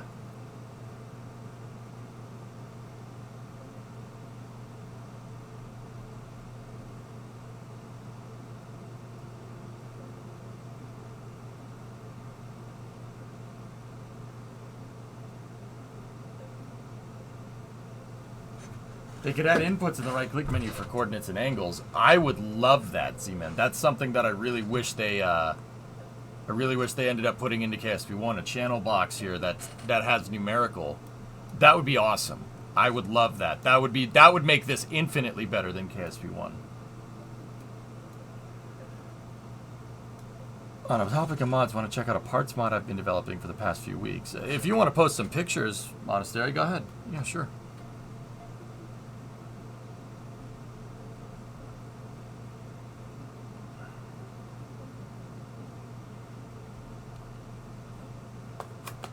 Let me see, Monastery.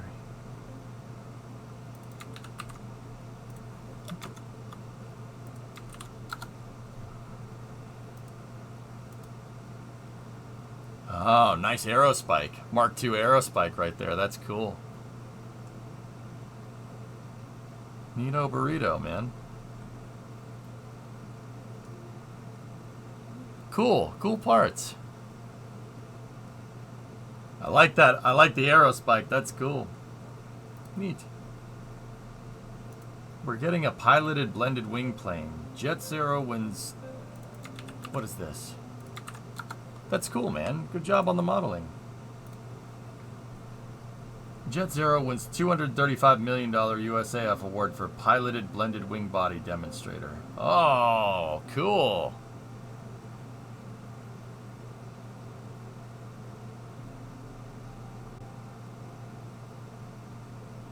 PW1000s. Geared turbofans. The K90 lives! Yes! That's awesome. Anyway, guys, I'm not sure where else we can go with this without the camera controls being a little more precise. But, yeah, I kind of feel bad because I don't think we did the YC-14 justice here, but pretty cool. It's good to see that the game's getting there, dude. It's getting there. Progress is slow, but Rome wasn't built in a day, you know what I mean? Cool.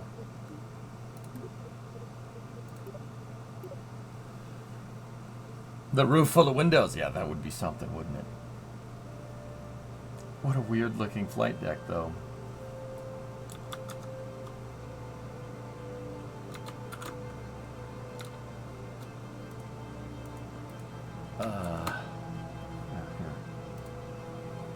What, this one, Adam? Did you ever finish your Stellaris game?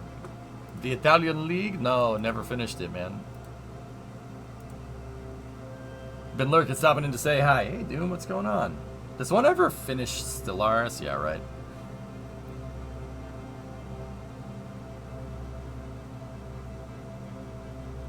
See, now I want to go try to build the YC-14 and KSV-1 to see if we can make something better. But,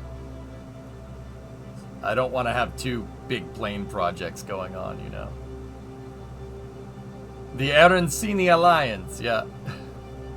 Now, I wanted to use these Wings Wednesday builds. They're not as long-form content as, like, KSV-1, but I wanted to use these Wings Wednesday builds to basically just get a pulse check on KSP2. It's getting there, but yeah, the editor controls are really what's limiting me right now. I resent that. I've completed one game of Stellaris before, I think. Just got into how many bugs are squashed in KSP2 since you last played it. It's definitely a little more solid, Megas, but I'm wondering, like, I don't want to be a jerk, you know. But I'm wondering if I can make a suggestion with the editor controls. Like, I'll probably end up shooting out some private messages and seeing if I could be constructive about it. You know, there's no point in being a jerk.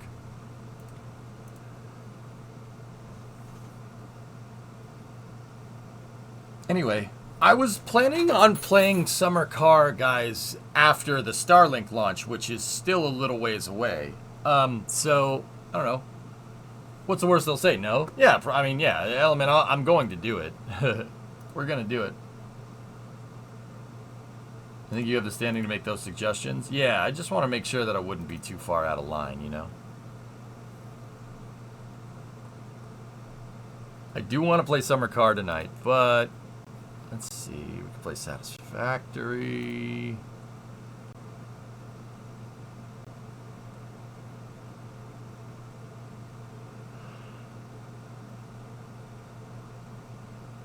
Cities? Is the MSC dev still working on a sequel? I'm not sure, Wrecker. Eddie, 5613 sub. Is this still the MSC save when you haven't died yet? I think so, Facha. We're going to have to check that out in a little bit.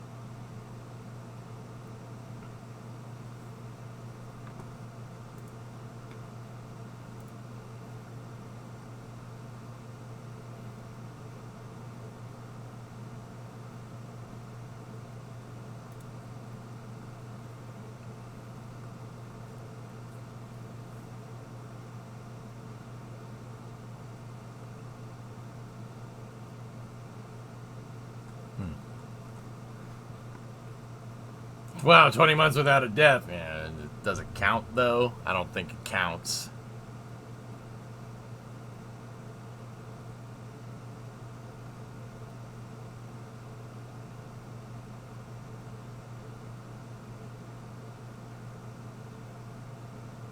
I've not seen you on MSC before. It would be interesting if I could stay up that long. Yeah. I don't want to play MSC during the day too much because it's not a very classy game to play during the day for this stream, you know?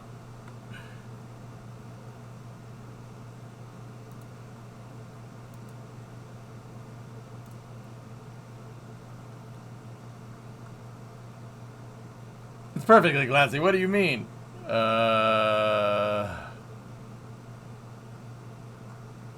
What do you guys think?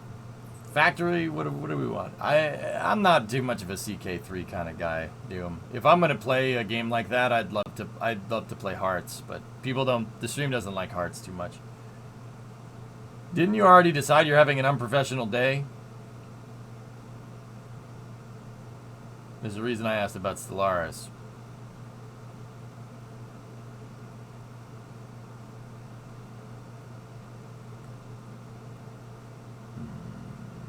How did the Star Raker build finish up? It's not done yet, Rojo. I got it off the ground, just not for very long. The wing tessellation is pretty much done, but we have to start placing fuel tanks, and I might need to change some aerodynamic stuff on it. We might need to retessellate some of the wings to get them to work a little better.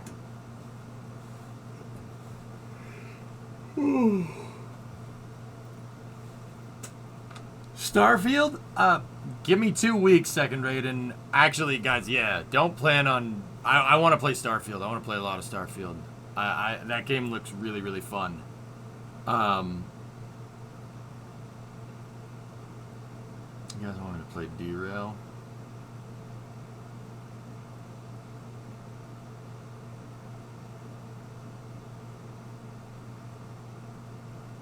I don't want to play Minecraft right now, so let's shelve that one.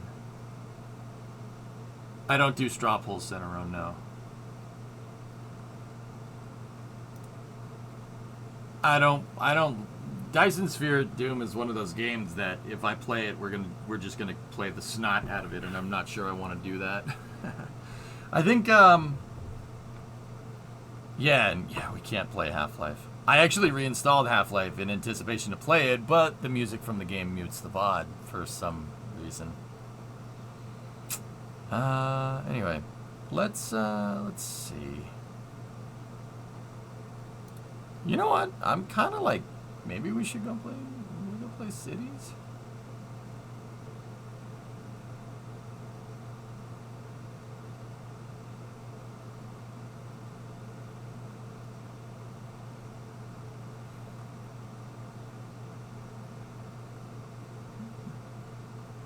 But we do have work to do in Satisfactory, and I actually want to see that project through.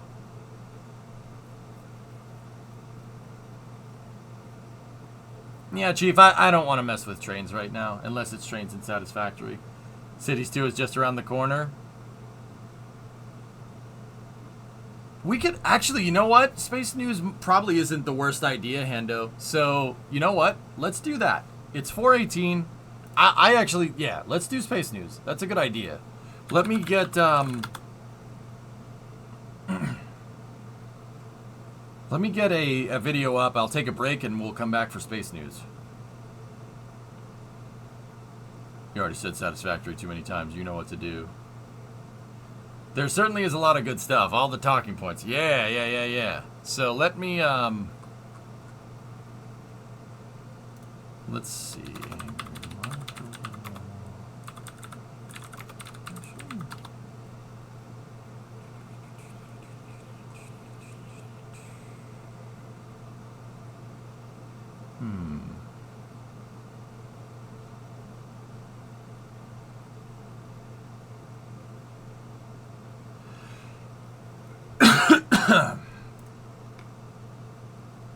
Can you show the videos from the channel Epic Space? If it's not public resource, Adam, no, I can't. I really don't want I mean, dude, even the Half-Life thing screwed me up. Like, I can't believe the Half-Life soundtrack mutes the bot. I'm not entirely convinced. I'm not entirely convinced that it does, but